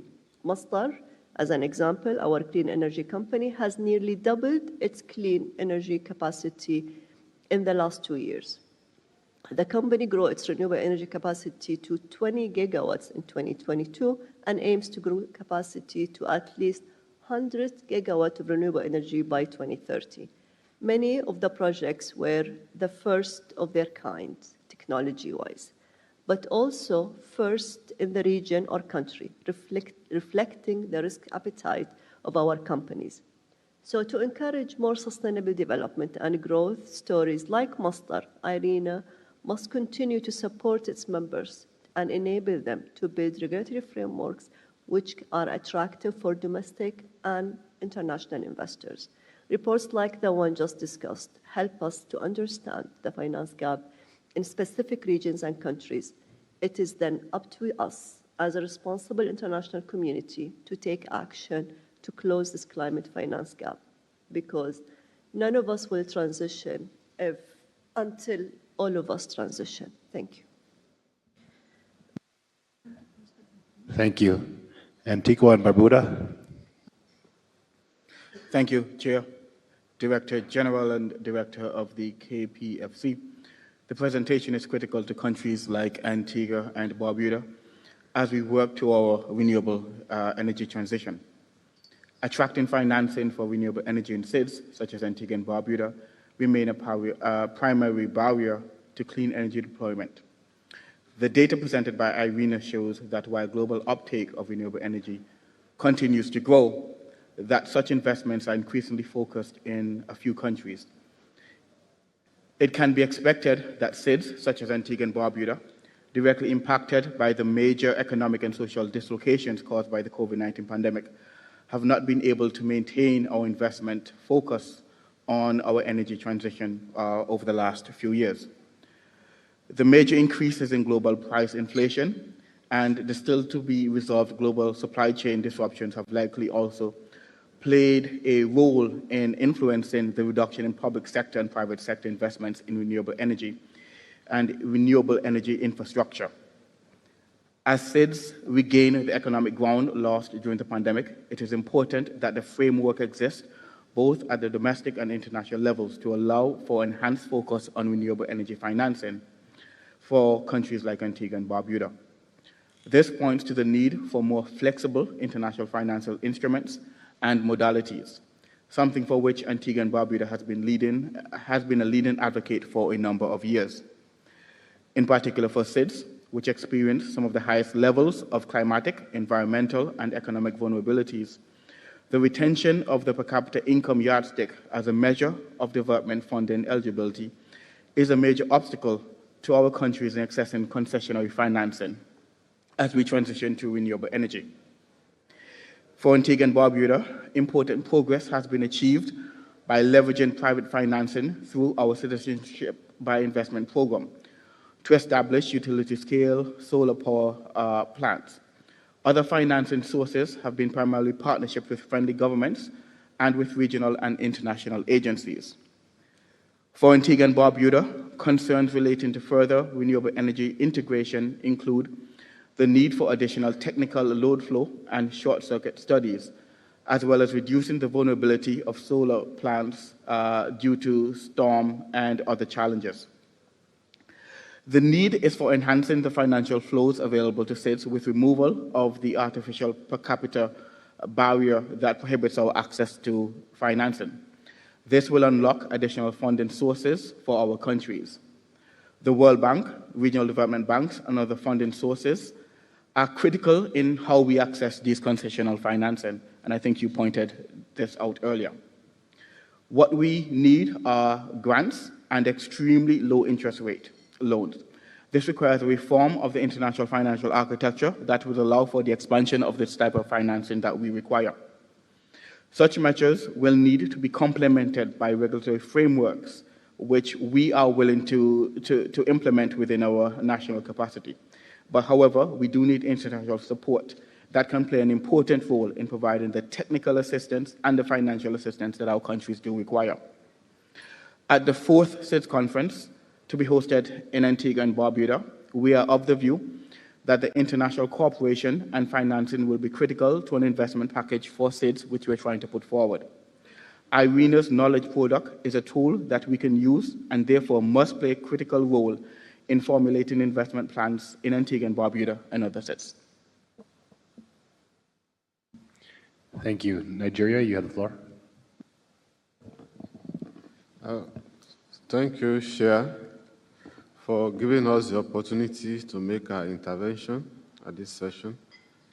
We acknowledge the good works of the Director General and his team at IRENA in producing this global landscape of renewable energy finance. Now, it has been observed that finance flowing for renewable energy projects into Africa, especially in sub-Saharan region, is very low, just at about 2% of global total between year 2000 and year 2020, despite the continent's enormous potentials and needs. This does not augur well for the energy transition that the world is in dire need of in order to stem the rate of climate change. The situation has been attributed to inadequate policies and enforcement, among other factors. With this context, and with Nigeria's energy transition plan, launched sometime in 2021 by the Vice President of the country, the scale of the effort required to meet the 2060 net zero commitment, the government of Nigeria is delighted to host a West African Investment Forum in conjunction with IRENA. The investment forum will be held in Abuja, Nigeria. The forum was originally planned for October 2022, but it has to be postponed at the last minute due to unforeseen occurrences. The government of Nigeria is still committed to hosting the investment forum in conjunction with IRENA in order to facilitate investment into the renewable energy sector. In the next 1 week, a new administration will take over with the inauguration of the new president, His Excellency Bola Ahmed Tinubu, on 29th May 2023. That is next Monday. The investment forum is now tentatively scheduled for October 2023, with the hope that the new administration will have settled down by that time and formed its cabinet, because the presence of the political leadership at the forum is very important. With this first IRENA African Investment Forum to be hosted at Abuja, Nigeria, we look forward to welcoming IRENA member and non-member states and the public and private sector participants as well from West Africa, the continent, and beyond. We look forward to having IRENA member states and others. Thank you again, Mr. Director General, for the good work IRENA is doing, and thank you all. Thank you. We have in queue among council members Japan, United States, Spain, Zimbabwe, and Egypt. Japan, you have the floor.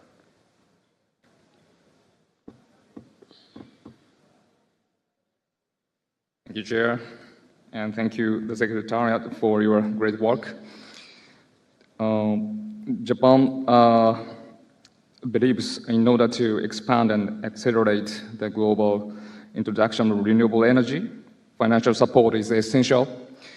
not only for infrastructure development, but also for institution building and human resource development.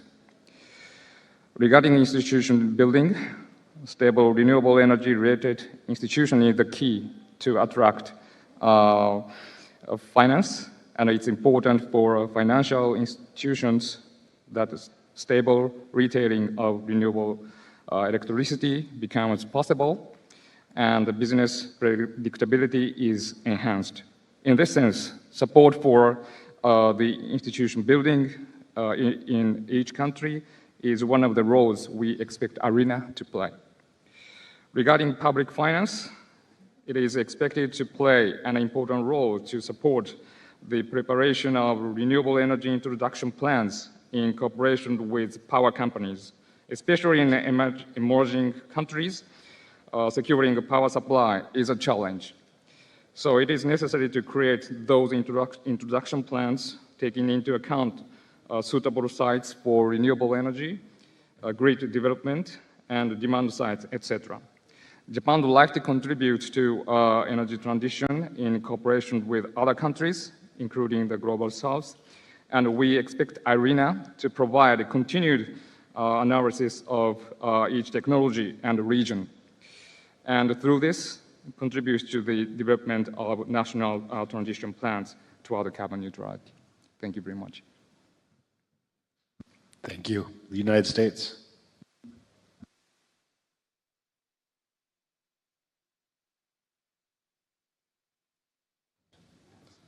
Thank you, Chair. Thank you all for this very fruitful discussion.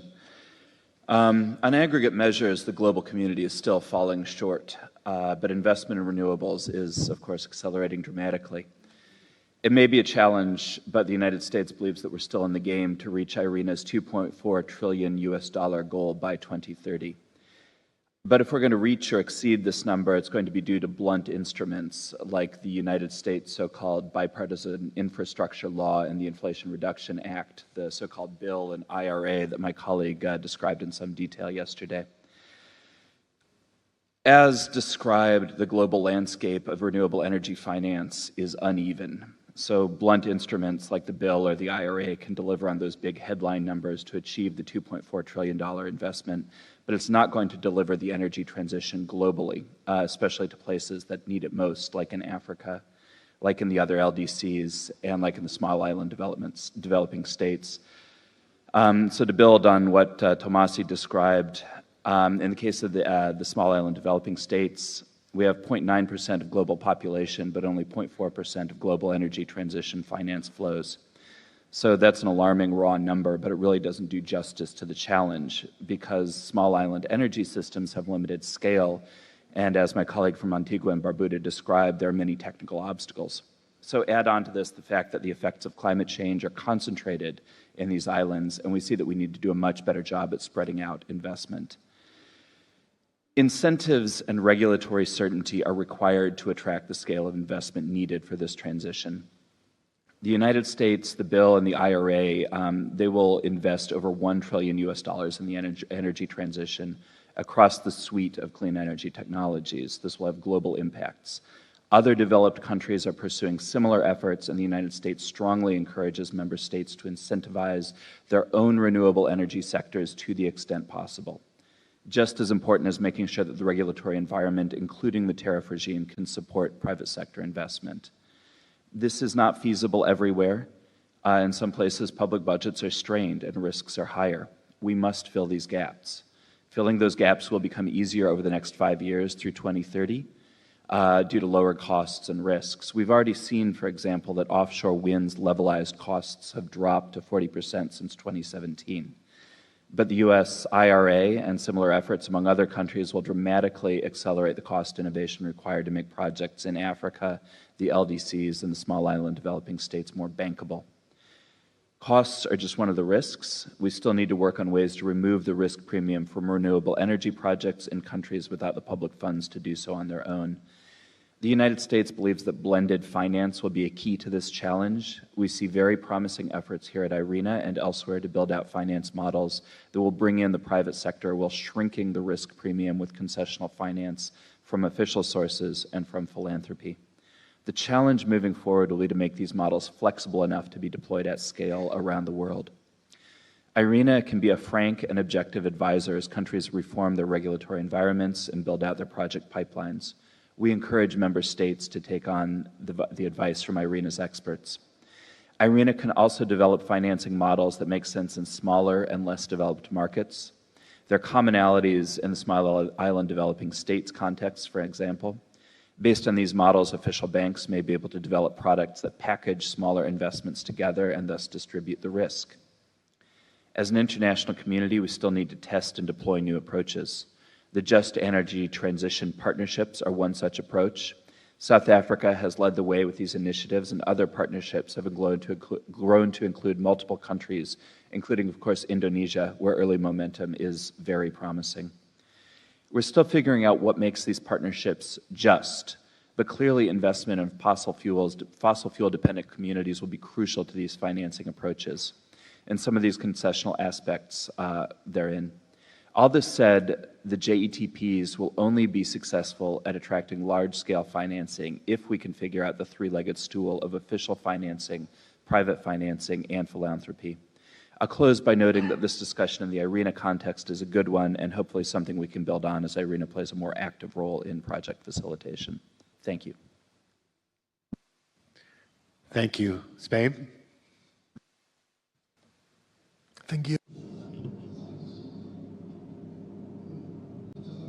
Many thanks. The report is extremely interesting, and the study that the information you have provided is highly useful. I think the charts are illustrative. They speak for themselves, and on our behalf, the challenges that we have in terms of the interest rates is an added challenge together with the ratings. It makes it even more difficult to finance projects, although there are technological challenges as well, but I think the financial challenges are even higher. So as the IRENA report clearly shows, we absolutely have to turn to public financing as a facilitator and an example of leading projects that can be implemented in countries, especially the least developed countries. It has to be one of the elements to consider. And then the path that includes public financing, as I said, there is another part that obviously also plays a very important role, are types of loans and risk mitigation. And this was mentioned earlier, the fact that we can provide guarantees. And here is where private financial institutions also can come into place in promoting projects, especially in the Global South. And we think this is absolutely key, so that multilateral financing is important, including cooperation agencies, private institutions, anyone. I think will agree with me that we need to take a multiple approach to financing. And in terms of the renewables financing in the Global North is also showing us how they're bringing down costs. And this is, of course, bringing down costs of renewables is going to make costs lower. It's going to take down risk. So risk mitigation, again, is a key element here. Along these lines, and in conclusion, I would say that it is absolutely essential to look at all of the options and to look at the extra push that the financial institutions can make in making these projects feasible, bankable, and taking into account the technological advances that are bringing costs down. And as an institution, IRENA is going to be a key player in training and disseminating information and putting initiatives in place, as has been the case up to now. And of course, we are here to join them in their efforts in bringing those financial institutions into the circle. And I would like to congratulate IRENA for all of the work done on this excellent report, and of course manifest our commitment to accompanying you on the path in the future. Thank you. Thank you. Zimbabwe, you have the floor. Thank you, Chair. I would like to also thank the Director General and Rabia for this very comprehensive report, which gives us quite critical information in terms of the issues to do with financing. I'd like to acknowledge the fact that I did see this report previously when I participated in SPIREC, and it always brings goosebumps to me because it's very clear that a just and equitable transition will not be possible until these figures change. They have to change.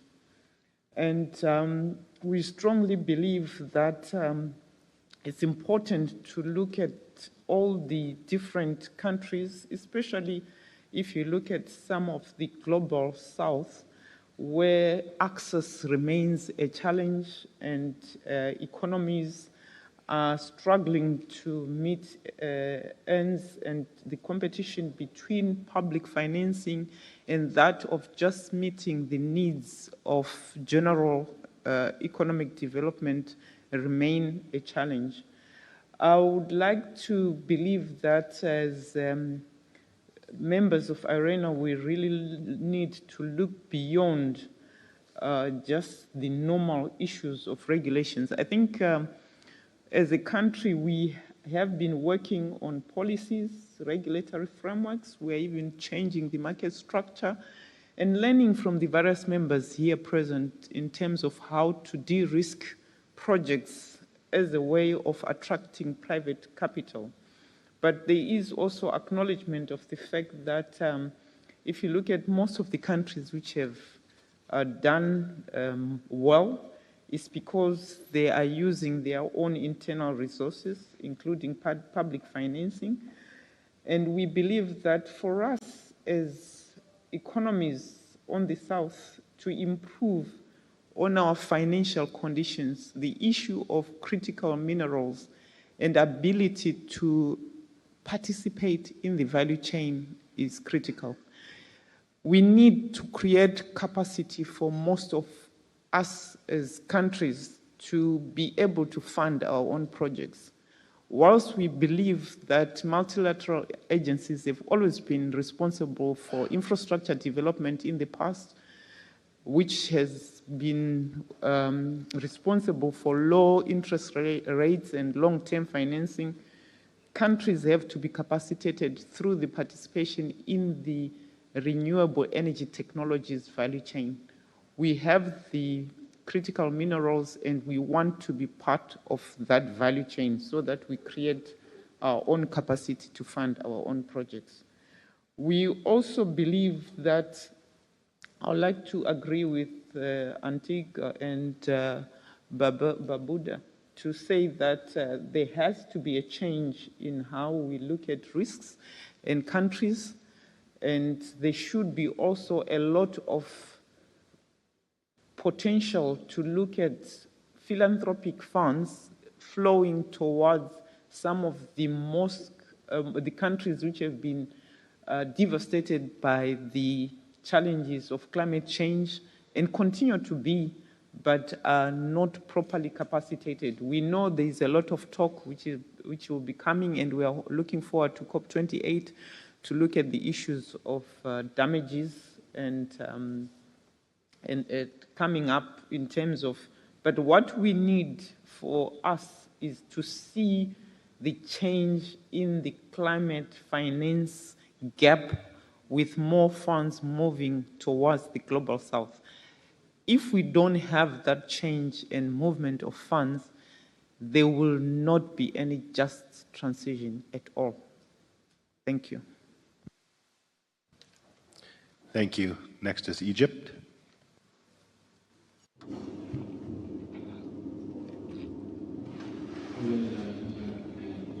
So, I will use the Arabic language. Thank you, Mr. Chair. And due thanks to Mrs. Rabia for this interesting presentation that comes at a time where the global system is more fragile.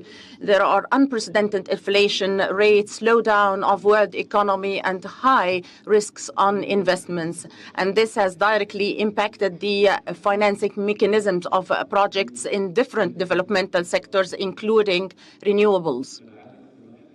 The proposal of having financing mechanisms and concessional loans wouldn't be echoed positively or responded positively by international financial institutions, especially after the fact that many world banks are on defaults, are insolvent, and this would threaten our aspirations to be part of renewables and in the production of green hydrogen, desalination of water, and other fields as well.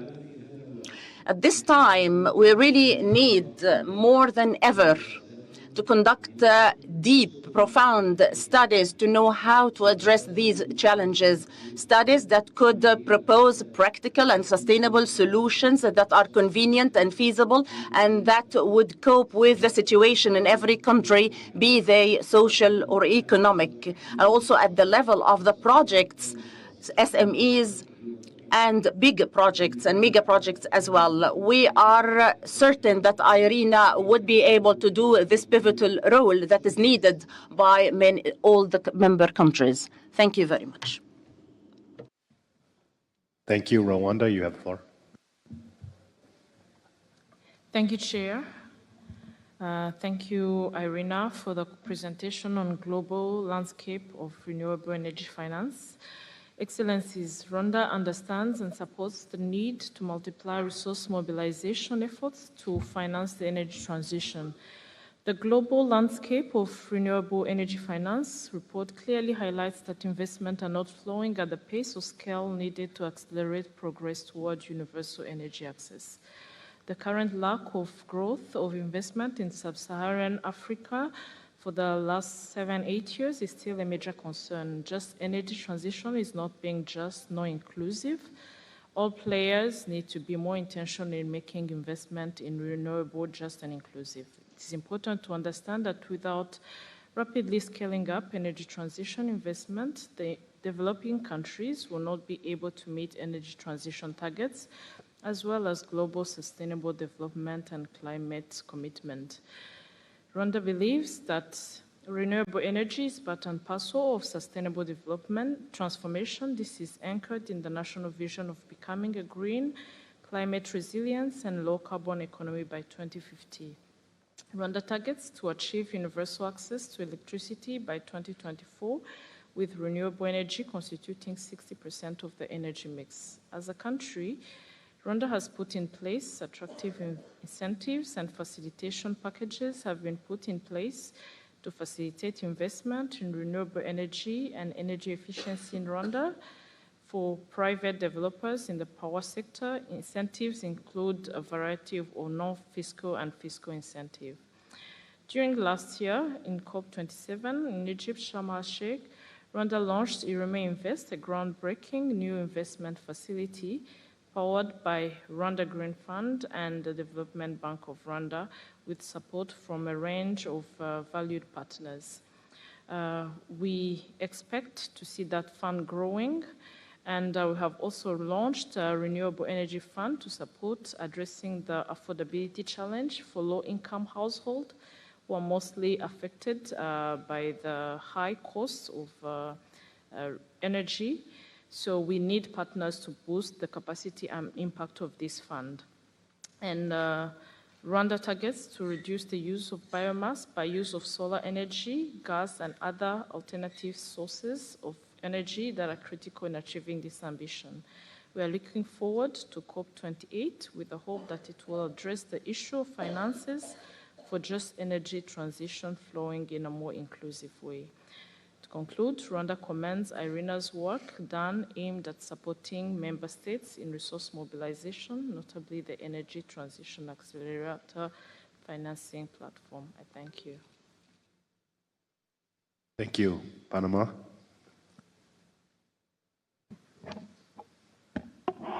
Gracias. Thank you, Excellencies. The economic benefits that the energy transition has are not in question. The cost-benefit study that we carried out in Panama under the EU and environmental program showed that by 2050, the accumulated benefits of investing in the agenda for the energy transition will lead us to 6.5 growth in our GDP, which will allow us to create 140,000 jobs and reduce our emissions by 27%, amongst other social benefits. So we estimate that the energy transition in Panama will require approximately $450 million, which will have to be covered mainly by the private sector.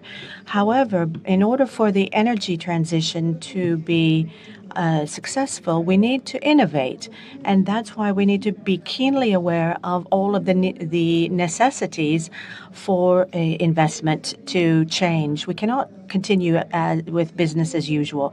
And so in Panama, we have had a high-level dialogue on sustainable energies, and we have been bringing together financial institutions and banking institutions about the possibility of investing in the transition so that we can work together with other Latin American countries, the EU, and other institutions in order to facilitate things such as issuing green bonds, public-private partnerships, as well as other financial institutions and instruments for investing in carbon trading, etc.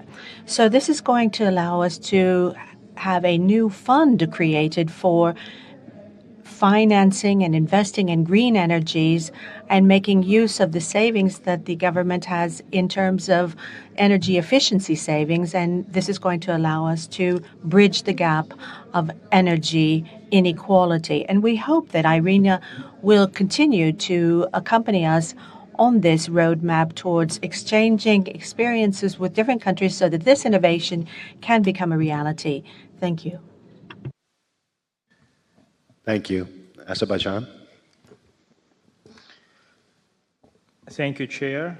I would like to mention regarding challenges on attracting finance for renewable energy deployment in the developing countries, and here we have several factors that we see that is crucial with the impact on it. So the limited access to affordable financing, the developing countries may have limited access to affordable finance options for renewable energy projects. The interest rates on loan may be high, making it difficult for the project developers to access capital at the reasonable terms. High upfront costs, that's another factor. Renewable energy projects often require significant upfront investments, and developing countries may struggle to secure the necessary capital. Lack of expertise and capacity, this is another important issue that also might affect. The macroeconomic situation can impact flows of investment towards green energy and renewable energy projects in several ways. So global economic conditions like economic decline, or periods of instability can affect the investors' confidence. And during economic crisis, investors may prioritize more secure or familiar investment options that could redirect the funds away from the renewable energy projects in the developing countries. Interest rates and cost of capital.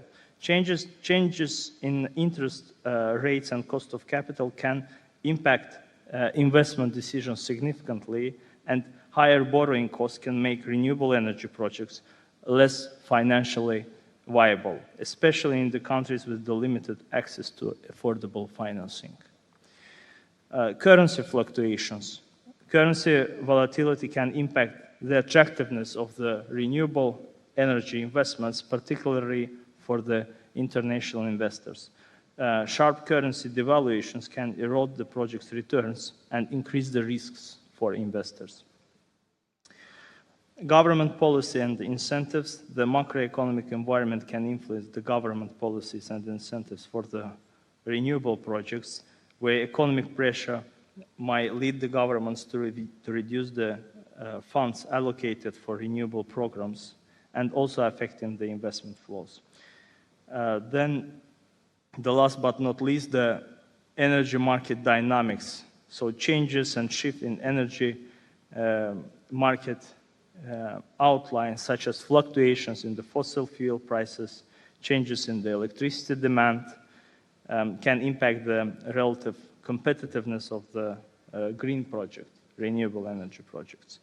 Now, this in turn can impact significantly on the investment decision and allocation of the capital. The special financial programs or platforms that could assess the projects with the critical needs or the projects with the great social and economic impact could be supported with the various financial instruments, including preferential interest rates or grants, in order to make the critical renewable project that's identified based on the assessment economically viable and to be implemented in the future. Thank you. Thank you. We now move to alternate members of the Council. This list includes Denmark, Bangladesh, Malaysia, Uruguay, and India. Denmark, you have the floor. Thank you, Mr. Chair, and thank you to Irina for this very important piece of work, which enlightened us about the state of the situation when it comes to the finance for renewable energy. Now, as mentioned yesterday, Denmark began its journey and its process of energy diversification during the crisis back in the 70s. And we had, by then, a Danish energy production that relies almost entirely on imported oil. And during the following 40 years, we began constructing a domestically sourced energy supply, upscaling the use of renewables and making the entire system more energy efficient. Through those clearly ambitious targets, Denmark transformed the structure of our system and became largely dependent on renewable energy.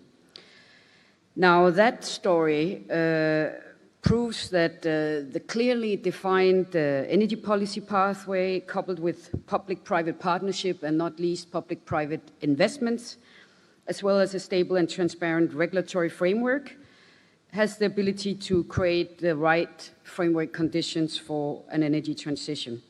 And today we are bringing that experience, that expertise into play when we are cooperating both with emerging economies, but also with the least developed countries. We are cooperating with more than 20 countries on this topic and working peer-to-peer in collaboration with energy institutions in these countries.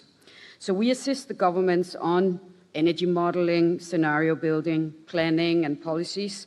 We advise on enabling environment for investments, both enabling environments that benefits the countries, of course, but also that can attract investors. And this include, for instance, mapping potential for wind energy, advising on how to establish effective and efficient public procurement processes, advising on expanding the energy markets or reforming energy markets and energy sector, and also addressing transmission and distribution bottlenecks. All of it important for private investors in order to be attracted to go to those countries and locate their investments there.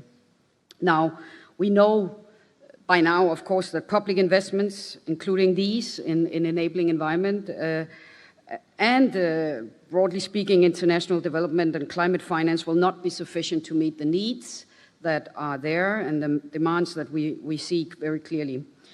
And we therefore invest in renewable energy and broader green transition in these countries, again, by using an approach of public-private blended finance. We are successfully mobilizing institutional investors, for instance, the Danish pension funds, in our collaboration through our bilateral development finance institution. For instance, we have mobilized for one of the funds in the DFI 3 billion DKK, Danish kroner, based on a 2 billion investment by the public sector. And we are constantly trying to use this and to combine the various financial instruments and mechanisms that will take us that extra mile. For instance, right now we are piloting a new guarantee instrument because we feel the guarantee instrument is an interesting instrument to make sure that the finance we have can take us that extra mile that we are talking about. Now, globally, we sense that there is an interest in viewing the whole finance for development, for climate, for energy transition with new eyes, and that there is an interest in identifying new avenues and to be able to go from the billions to the trillions that are needed. This is necessary, of course, as many colleagues have mentioned, due to the very challenging global political and financial economic context that we are facing, but it's also important to meet the global goals, the SDGs, the Paris Agreement, etc. Currently, the multilateral development banks are not geared sufficiently to tackle the global challenges and the investment needs that are there. And that's why we certainly support the reform of the MDBs, and we feel that that is a very important step. In addition, currently, we see a lot of private investment funds, philanthropies, that was also mentioned by colleagues, who are managing funds that are far larger than what we can provide as development assistance and climate finance. And we need to pull these funds towards the renewable energy investments. And many of them are already engaged, which of course is very positive. So this is indeed challenging, and not least for the least developed countries and the small island development states, as mentioned and evidenced in the report. We know that Africa, for instance, is endowed with vast renewable energy resources, and prices are going down, as mentioned by other colleagues, on technologies. We also are aware and support the new financial models that are available, for instance, in the off-grid decentralized sector, pay-as-you-go, etc. But we also know that there is a perceived investment barrier that are holding back investment and progress in these countries and in these continents. So we really need the de-risking, and we need the concessional finance, especially to be channeled to these countries. Denmark is one of the few non-G7 countries that was joining the Just Energy Transition partnerships established in some of the high-emitting countries. We bring that Danish expertise and experience that I talked about before into this equation. We bring our example and our expertise in a peer-to-peer collaboration with the energy authorities in these countries. This is, of course, a grant-based collaboration, but we also bring a number of other elements that are important in terms of the finance, including private finance from private companies in Denmark that has a stronghold within, for instance, wind energy. Establishing these partnerships, which has taken place in the last year, has been a very challenging process. I think everybody who has been part of that will witness that. But it's only now that the work begins in these partnerships, where we can really see how can we implement this on the ground, going from the political agreement to the actual partnership implementation. So in this process, we have a very strong attention to the just part of the partnership. We feel it is important to fully understand the socioeconomic effects of the transition in these societies, in terms of the job loss, in terms of the value chain impacts in specific regions, in local communities, the gender aspects, etc. And we need to know very well how to seize the opportunities for reskilling, for job creation, and for developing the same regions that have been dependent on a fossil fuel economy. So we are very grateful for IRENA work on just transition and on all the other topics, including this particular report we are discussing now. And finally, I want to emphasize from our point of view, as has been mentioned by others, just transition is not just for the high-emitting countries that has been able to generate these partnerships, because all energy transition, no matter what country, needs to be just, of course, and consider both transition and energy access, which needs to go hand in hand. Happy to elaborate further in the margin, but thank you very much for this opportunity. Thank you. Bangladesh. Thank you, Chair, for giving me the floor. Honorable Director General and distinguished delegates. Bangladesh is committed to transitioning towards a cleaner energy future and recognizes the critical role that renewable energy can play in achieving this goal. Bangladesh is also committed to increase the use of renewable energy sources in the country as a way to promote and address the challenges of climate change. Our desire to generate 40% energy from renewable sources by 2041. At present, our renewable energy generation capacity is 1.16 gigawatt, which is only 4.5% of our total generation capacity. In 2041, our total generation capacity will be around 60 gigawatt. To achieve this renewable target, we have to generate about more 23 gigawatt by 2041. We are planning to bring at least 8 gigawatt by 2030. Respected delegates, we have some challenges to achieve this target. These are insufficient renewable energy resources, lack of dedicated land for renewable energy development, a lack of enough bankable data. Due to this constraint, international financing institutions are less interested to invest in renewable energy projects in Bangladesh. To overcome these difficulties, renewable energy resources mapping is important. In this regard, we seek IRENA's assistance for renewable energy resources mapping as well as flexibility analysis. Local financial institutions are more interested for short-term financing, but we need long-term financing.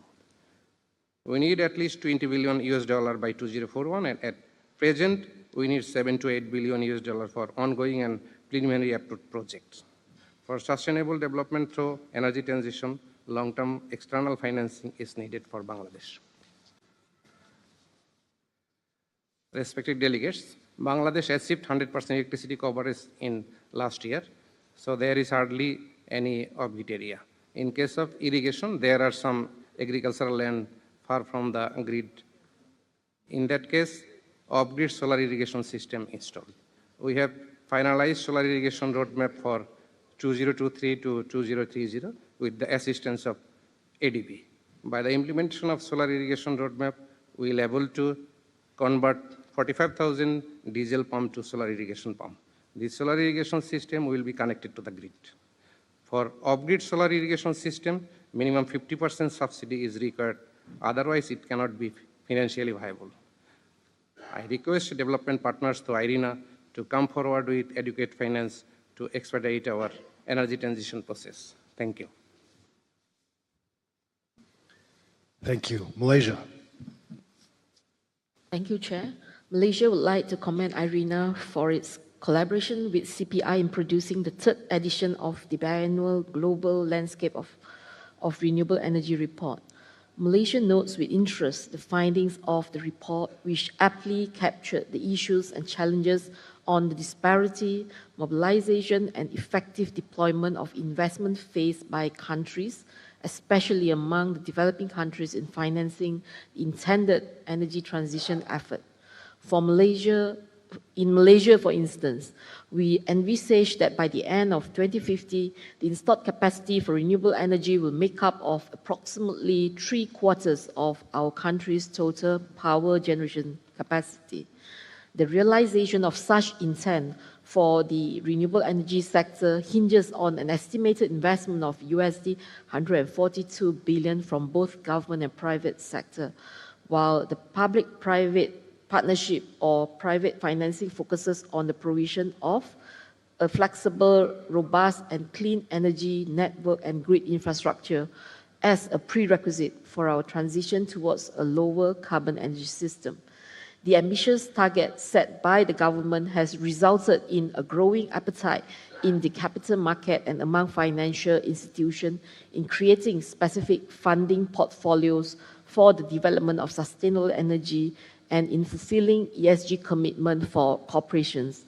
We also witness more and more capital and financing institutions coming forward in earmarking the development of renewable energy and energy efficiency as their new area of growth and further future financing areas. However, we also observe that such commitments sometimes does not result with high deployment of renewable capacity on the ground, as there are many limitations in the aspect of risk profile perception, technical track record, as well as financial collateral faced by developers on the ground. In addressing this, continuous policy adjustment and facilitation packages such as interest rebate, financing guarantee, and fiscal and non-fiscal incentive have been introduced by the government to overcome these barriers, especially for small and medium enterprises. Further to that, Malaysia also views the project facilitation and financing initiative that is undertaken by IRENA via the Climate Investment Platform and the Energy Transition Accelerator Financing Platform as a commendable effort in supporting renewable energy players in financing respective projects while assisting countries to further mobilize the necessary financing in fulfilling respective climate and energy goals. Building on its analytical work, Malaysia urged IRENA to continue its work in providing guidance, expertise, and technical assistance with targeted facilitation tailored for different needs of member countries from different regions in attracting investment and simultaneously closing the financing gap for developing countries in transitioning, including leaping from fossil fuel to a clean energy system. Among others, the organization of the Investment Forum for Southeast Asia by IRENA last year is among the commendable efforts that can be emulated, and Malaysia is prepared to support IRENA in this aspect. In conclusion, Malaysia stressed that the importance of increasing global investment in renewable energy while ensuring equitable distribution across sectors and countries. We call for stronger and dedicated international cooperation, innovative financing mechanism, and conducive policy support to further accelerate the energy and climate transition agenda. With that, I thank you. Thank you. Uruguay. Muchas gracias. Thank you very much, Mr. Chair. We'd like to thank the Director General and Director Rabia Faruqi for the presentation of the report on the panorama on a global landscape on renewable energy finance. Finance is very unevenly distributed the world over, as we've heard, and we agree with the previous speakers, especially developing countries who have faced difficulty in accessing finance to renewables. And we would like to stress specifically point 2 of your report, at the end of the report, regarding the lack of financial support for policies addressing energy transition. There should be a fund that can provide non-recourse fundings for renewables in order to enable the financial institutions to participate. They're not big amounts for those institutions, but they are for developing nations whose institutions do not have access to such amounts, nor do the national budgets provide those amounts. And this means we need updated information. And without that, we won't be able to move forward in our energy transition that we strive to achieve.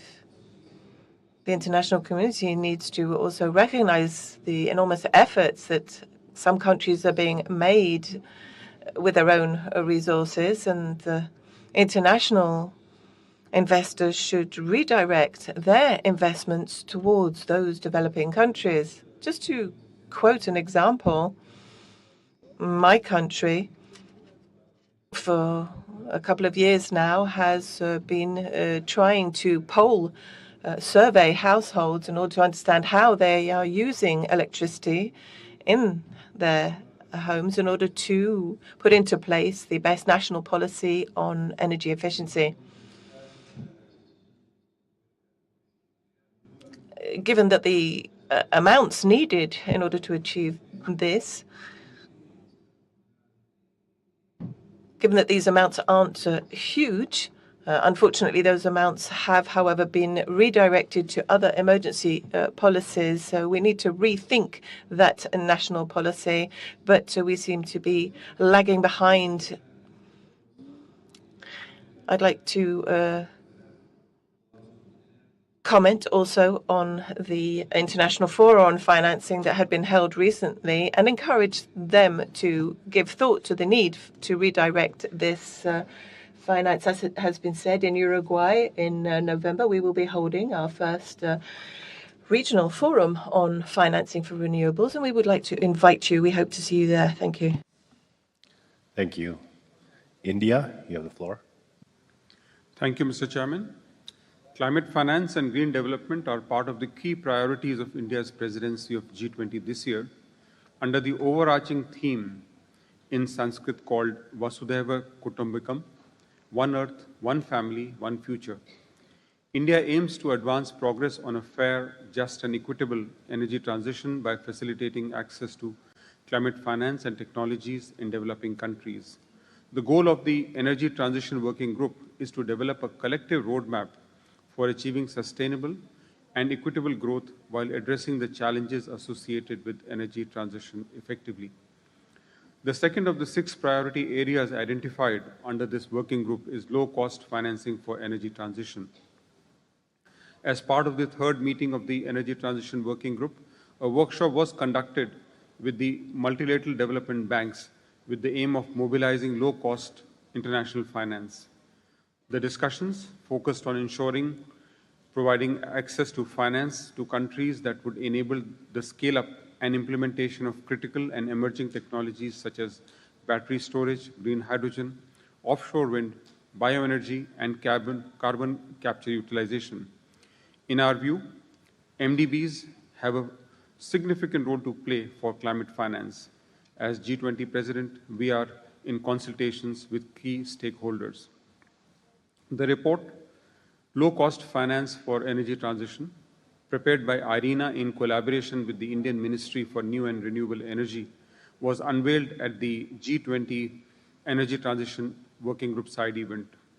The report provides a comprehensive toolbox to increase the availability of low-cost capital in G20 countries and beyond. The report feeds into the high-level deliverable for the ETWG, a roadmap on low-cost finance for energy transition. India is promoting collaboration between public and private sectors to facilitate institutional capital flows. We have launched initiatives like production-linked incentive schemes, which incentivize investments in priority areas, including in the renewable sector. During this year's budget, over $8 billion have been allocated for projects like mangrove restoration, converting waste into biogas, and speeding up renewable energy initiatives.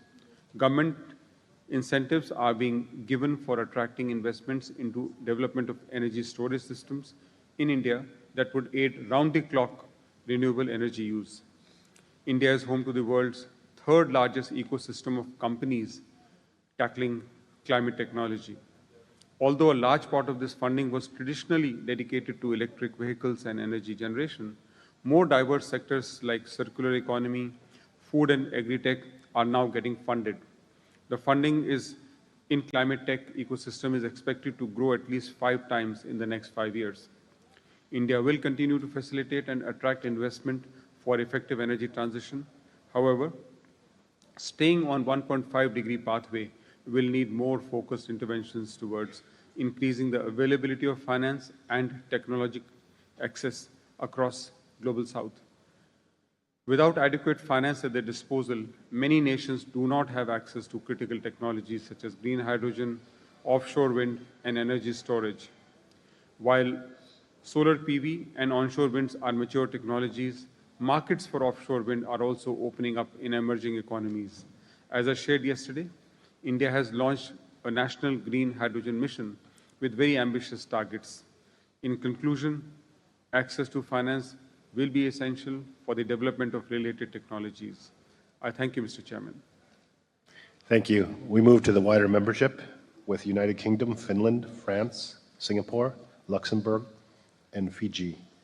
United Kingdom, you have the floor. Thank you. Thank you for hosting this session, which touches on some of the most important issues facing global deployment of renewable energy technologies. The IPCC has shown that we need a 3- to 6-fold increase in climate change and energy mitigation investment by 2030 if we are to keep warming to 1.5 degrees, with investment to emerging and developing economies a critical enabler to this investment gap. The barriers to investment in renewables in developing countries range from sectoral issues such as a lack of grid-related infrastructure and investment enabling policies, such as auctions, to broader issues such as a lack of local financing capacity and capital market infrastructure. To create the right enabling environments for clean energy investment at the scale required, developing economies need to be supported to green their financial systems, to build stronger project pipelines, and to adopt a catalytic renewable energy policies. Public finance from donors such as the UK and through the multilateral system should be used strategically to leverage private investment into key sectors and technologies, and crucially, it should support a just transition, ensuring the shift to clean energy is done in a way that is fair and inclusive as possible, creating decent work opportunities and leaving no one behind. To this end, the UK is supporting just energy transition partnerships to bring together a critical mass of development, philanthropic, private and domestic finance to accelerate early retirement of high-emitting assets, invest in renewable energy and related grid infrastructure, and support an inclusive and equitable transition for affected communities. Similarly, but across different geographies, the UK co-chairs the Energy Transition Council with the Philippines to mobilise, coordinate and implement support to accelerate the clean energy transition. The Council works with more than 30 governments, multilateral development banks and philanthropic members to do so in a political dialogue format, and a created and rapid response facility which delivers short-term catalytic technical assistance where there are gaps. The UK welcomes the close ties IRENA has forged with multilateral development banks and sees this partnerships such as this, backed up by the sound analysis on policies and regulatory barriers to the transition on technologies, as a key enabler for the just transition, and we thank you for the work. Thank you. Thank you. Finland, you now have the floor. Thank you, Chair. Thank you for the report. I will address this issue from the point of view of investing in renewable energy in an industrialized country. Finland is one of the leading countries in the European Union in utilization of renewable energy sources. Our key target in promoting renewable energy is to reduce greenhouse gas emissions and move away from the old energy system based on fossil fuels. Finland held a parliament election last month, and the government negotiations are ongoing as we speak. It has become an established practice that each government draws up an energy and climate strategy. One important aspect of the strategy is to evaluate the existing measures and find new ones to reach the targets we have committed to. As a member state of the European Union, Finland aims to reach our common renewable energy targets. According to our national targets, the share of renewable energy in final consumption is expected to be at least 50% by 2030. To reach both the EU and our national targets, focused measures are necessary. During the last 2 years, the public funding for renewable energy investments in Finland has been record high. We have allocated millions and millions of euros for innovative renewable energy projects. We have used our national funding, but also a large share of the EU's recovery and resilience funds was allocated to green transition. We recognize the potential and the opportunities of new renewable energy and energy efficiency technologies in our economic development and green future.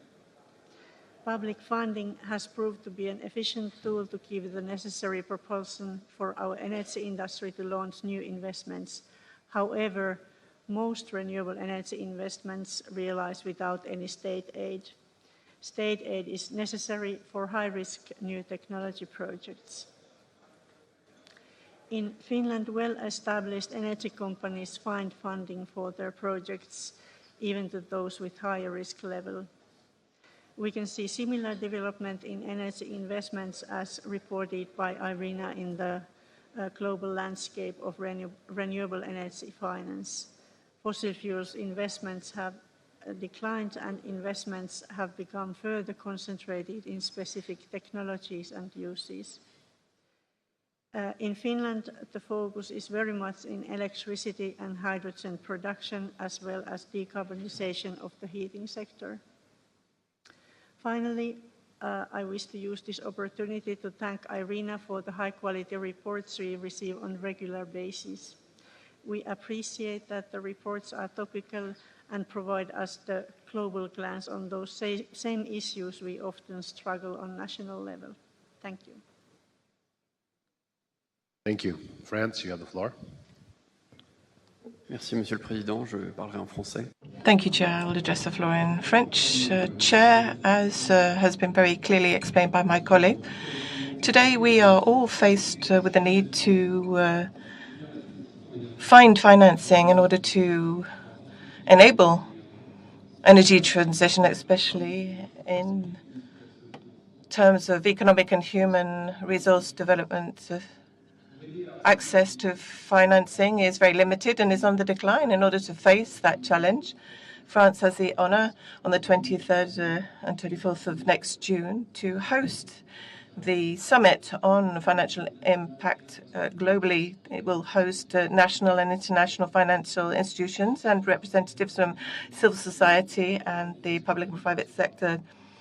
We need to find a common way to achieve our sustainable development goals and fight poverty with the help of energy transition.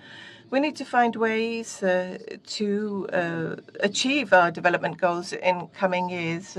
The summit will be based on four main areas of work: support for international investment, the architecture necessary, doing away with barriers to financing in fragile sectors, and increase investment in sustainable infrastructure in developing nations. We must also develop innovative mechanisms in order to provide financing to those countries susceptible to climate change. A group of ministers has been created to put forward proposals in terms of developing these innovative mechanisms. The summit will comprise different working groups that will discuss the main issues, developing national, solid and ambitious strategies, creating platforms with countries that will enable us to coordinate and match donors to countries and involve the private sector to encourage them to invest in infrastructure. And a key aspect has to do with the reinforcement of investment opportunities and attract investment. Here, we need to also enhance risk prevention, and that requires public-private participation. We can help in deploying resources for such purposes. We also need to improve the interoperability of our mechanisms in order to achieve net zero, especially in emerging countries that require our help. And all of this must be discussed during the summit, and we will bring together groups to discuss these different objectives. Thank you. Thank you, Singapore. Thank you, Chair, and thank you for the presentation on the findings of the report. As reflected, there are many countries and regions with significant renewable energy potential, including Southeast Asia, who face various challenges in securing financing and investments for the development of their renewable energy projects. To bring about economies of scale that would be needed to reduce the cost of adopting renewable energy, we will need to forge closer collaboration between private capital, governments, philanthropy, and multilateral development banks to bring together financial resources, technical expertise, and capacity building to close the gap and make more projects viable. To that end, Singapore has been supporting IRENA's ongoing efforts to encourage green capital towards the development of renewable energy and low-carbon energy solutions.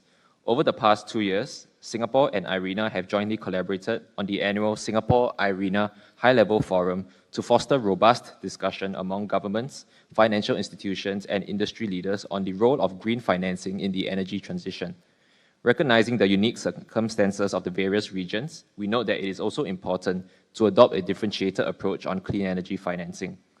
As we work towards narrowing the financing gap, we welcome further opportunities with IRENA and members to enhance the bankability of renewable energy projects across the region, including Southeast Asia. Thank you. Thank you. Lebanon, you have the floor.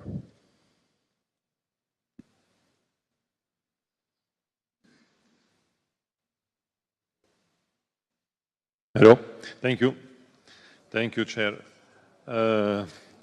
In fact, despite the fact that Lebanon is witnessing a severe economic crisis, fortunately enough, the country has witnessed and is still witnessing an exponential increase in rooftop solar applications. In fact, solar installations have exceeded this month of May, the ceiling of 1,000 megawatts, to be compared with a national electricity demand of around 2,200 megawatts, practically representing some 45% in terms of peak capacity. The remarkable thing about the solar market in Lebanon is that while the market witnessed a good 140% year-to-year increase between 2010 and 2020, increasing from actually 0 installations in 2010 to around 94 megawatts in 2020, in a period of 2 years, which is 2021 and 2022, solar installations were multiplied by a factor of 9, increasing from 94 megawatts to 870 megawatts. The reason behind this increase is that the government has removed subsidies on electricity prices, and simply solar energy became by far the cheapest form of electricity, resulting in a peak of rooftop applications. If there's one lesson learned to be shared from the Lebanese experience, it would be the following. While government policies and initiatives are extremely important in pushing the renewable energy market forward, removal of subsidies on electricity prices remains the main game changer. Surely, removal of subsidies must be preceded by a number of actions, including building a robust corps of qualified solar professionals and enforcing quality products on solar quality standards on solar products, among others. Now, the rooftop solar market in Lebanon will witness some kind of a saturation in the next 2 to 3 years, since many high-income and middle-income Lebanese have installed solar systems, and many healthy businesses have done so as well. However, financing will still be needed at 2 different levels. One is to offer loans to low-income citizens and to offer loans to community-based solar applications, and there's a huge potential in this regard. The second level would be related to financing private sector entities engaging to build utility-scale wind and solar farms. In fact, the government of Lebanon has signed recently 14 power purchase agreements, PPAs, 3 for wind farms with a total of 226 megawatts, and 11 PPAs for solar farms with a cumulative total of 165 megawatts. And we believe that the role of IFIs, the international financing institutions, is extremely important to transform these PPAs, these power purchase agreements, into actual projects. To conclude, it might be useful to reiterate the importance of the point mentioned by our colleague Rabia in her presentation. Most importantly, the work that IRENA is doing in setting up platforms where lenders and potential beneficiaries could engage in discussions to finance projects is extremely important and must be pushed forward. Thank you. Thank you. Fiji. Thank you, Mr. Chair. Good afternoon. We wish to join other IRENA members in thanking you in respective appointments as Chair and Deputy Chair in this 25th IRENA 25th Arena Council meeting. We would like to commend Director General and his vibrant and robust team for this great occasion, for us to share our concerted national efforts in our respective journey towards energy transition to the 1.5 pathway, and be updated on existing and future ARENA work programs and analytical updates. We are delighted to witness the number of milestones being achieved by ARENA and other fellow ARENA members whilst we are still recovering from COVID-19 pandemic. On this particular important agenda, Mr. Chair, I wish to reiterate our Ministers of Energy remarks during the recent 13th ARENA Assembly that was held early this year. The energy transition for seeds, including Fiji, will not be a smooth and a simple one. The impacts of COVID-19 pandemic, ongoing war between Russia and Ukraine, and the everlasting threat of climate change has contributed directly to the increasing prices of fuel and the renewable energy technologies in the market. The need to put in place resilient and sustainable infrastructure cannot be overstated. For seeds to achieve the renewable energy and electricity access target, ARENA and other donor agencies have to set up innovative and de-risking financial facilities and to streamline the process to make it easier and convenient for the public and private actors to access. In terms of Fiji's energy transition, Mr. Chair, Fiji has set a very ambitious targets to transform its energy sector. Our carbon emission target to reduce carbon emission by 30% by 2030 and to increase our uptake of renewable energy to close to 100% by 2036. Our current rate stands at around 55%, predominantly through hydropower. Fiji electricity access stands at 96%, and our target is to provide electricity access to all Fijians by 2026. Mr. Chair, at this juncture, I would like to acknowledge and thank all our development partners and stakeholders during our energy transition journey. The current Lakaro project, which is aimed to provide 24/7 power to the 3 very remote outer islands government stations, co-funded by the United Arab Emirates and the New Zealand government, is a strong illustration of partnership framework that we need to forge in order to meet our ambitious targets. Fiji is also committed to forge new partnerships on new renewable energy technologies such as hybridization on rural and remote communities, health and school energy systems, green hydrogen development, electricity mobility and charging stations, energy storage systems, bankable project appraisals on wind and solar, to name a few. Fiji is also looking forward to actively participate during the upcoming COP28 hosted by the United Arab Emirates. Thank you, Mr. Chair. Thank you. There are no further comments. I now give the floor to the Director General to address the issues raised and provide overall reflections.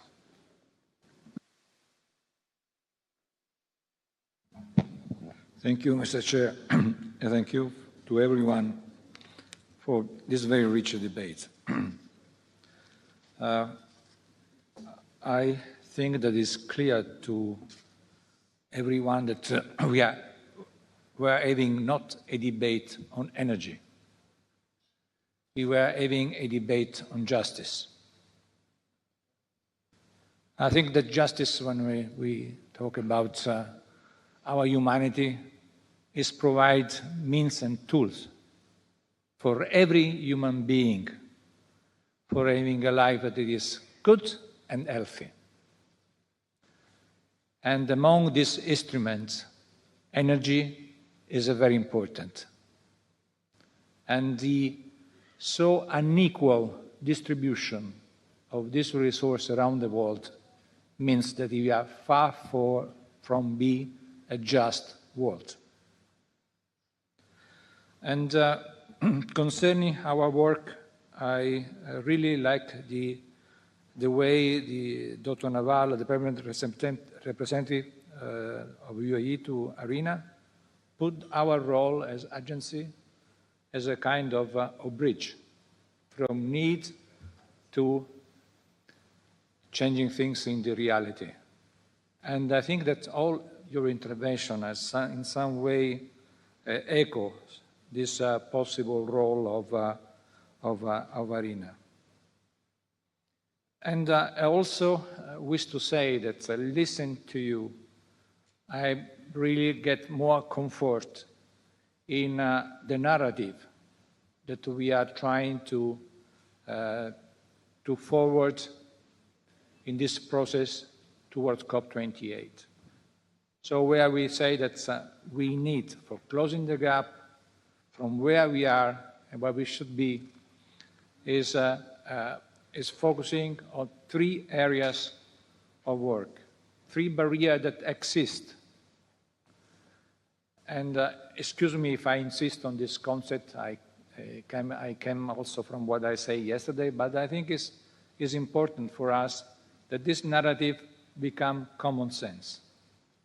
And it's important that you may also, in your coordination at home, I don't know how many of you will be directly invested in the negotiation, but you have colleagues that are coming, and we wish really this narrative coming a reality. You talk about cost and risks. Why investment are so costly and risky in certain areas of our planet? They are risky because investors are not sure that they can gain any gain from their investment. There are certain parts of the world where it's impossible thinking about plugging the electricity produced into the grids that is distributed in an interconnected, flexible, and balanced way. So for reducing the risks and giving more space for investment, is essential that we build the structure that may sustain the coming energy system. And again, working on infrastructure means also work on development.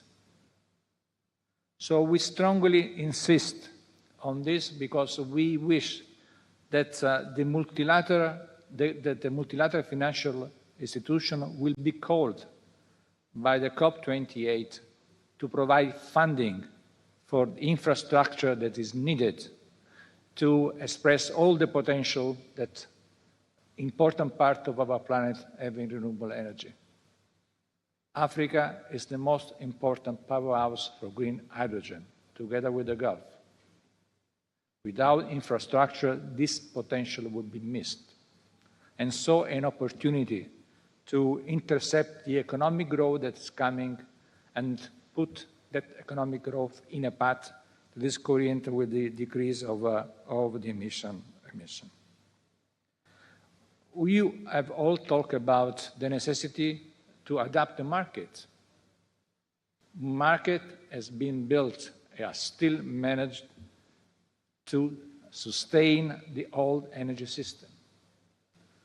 You talk about subsidies, this market design.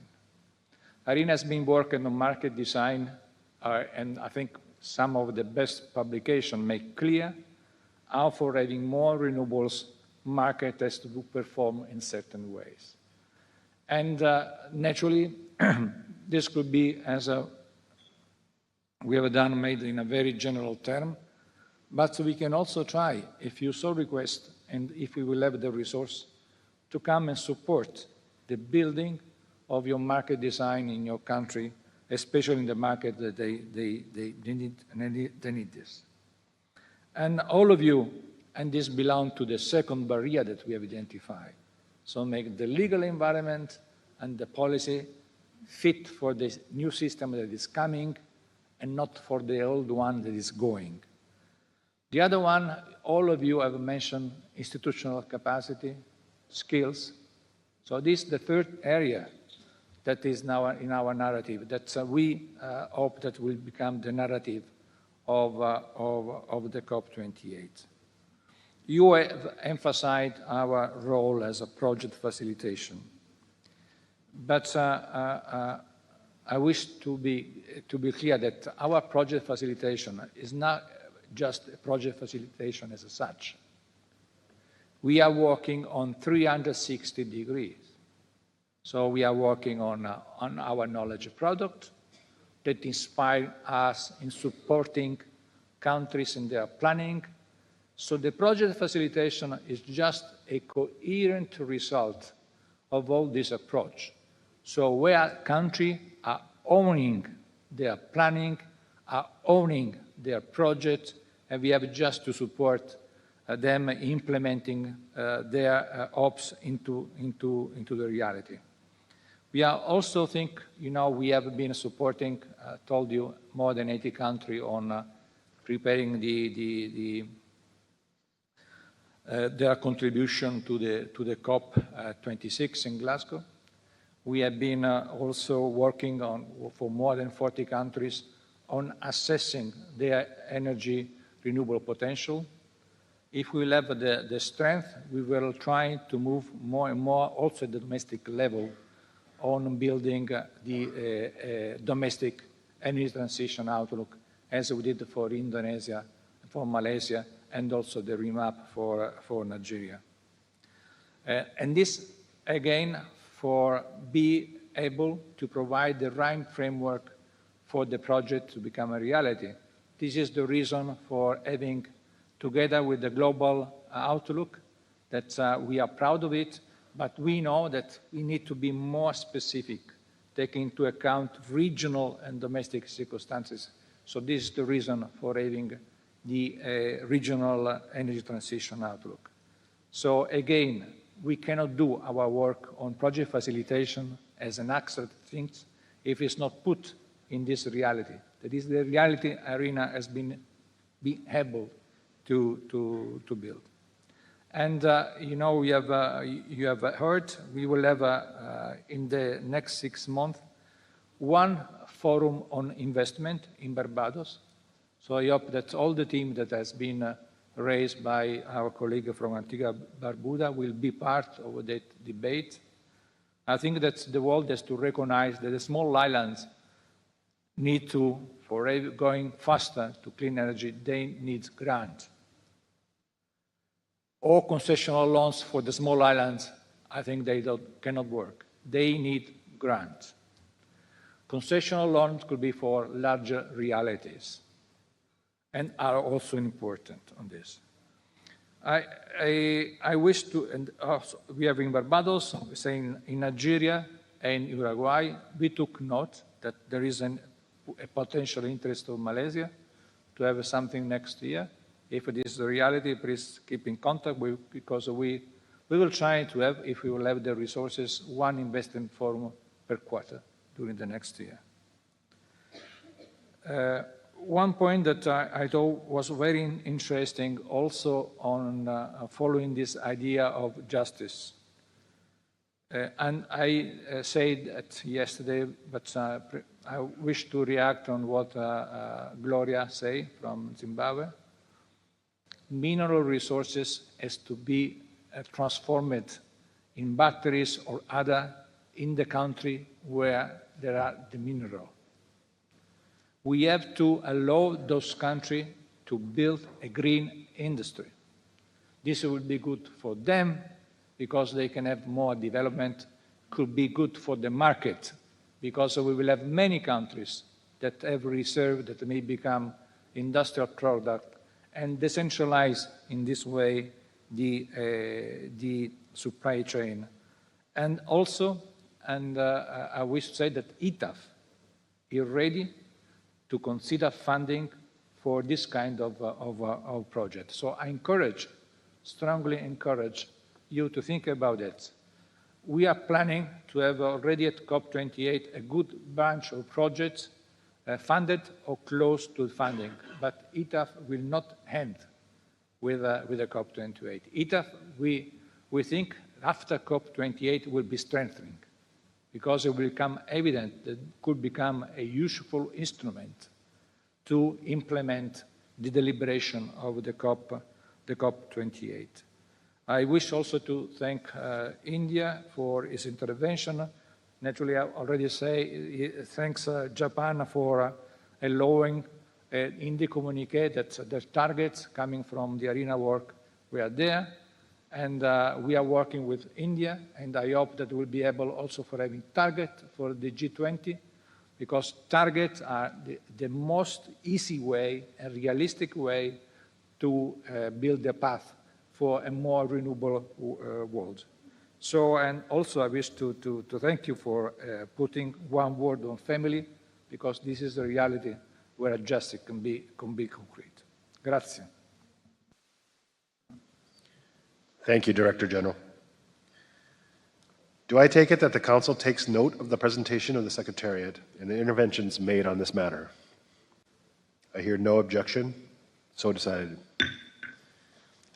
Distinguished colleagues, we have reached the end of our morning session. Before adjourning this meeting, I would like to inform delegations that a side event on the World Energy Transition's Outlook Insights will take place in the Oasis meeting room starting at about 1:15 or 1:20.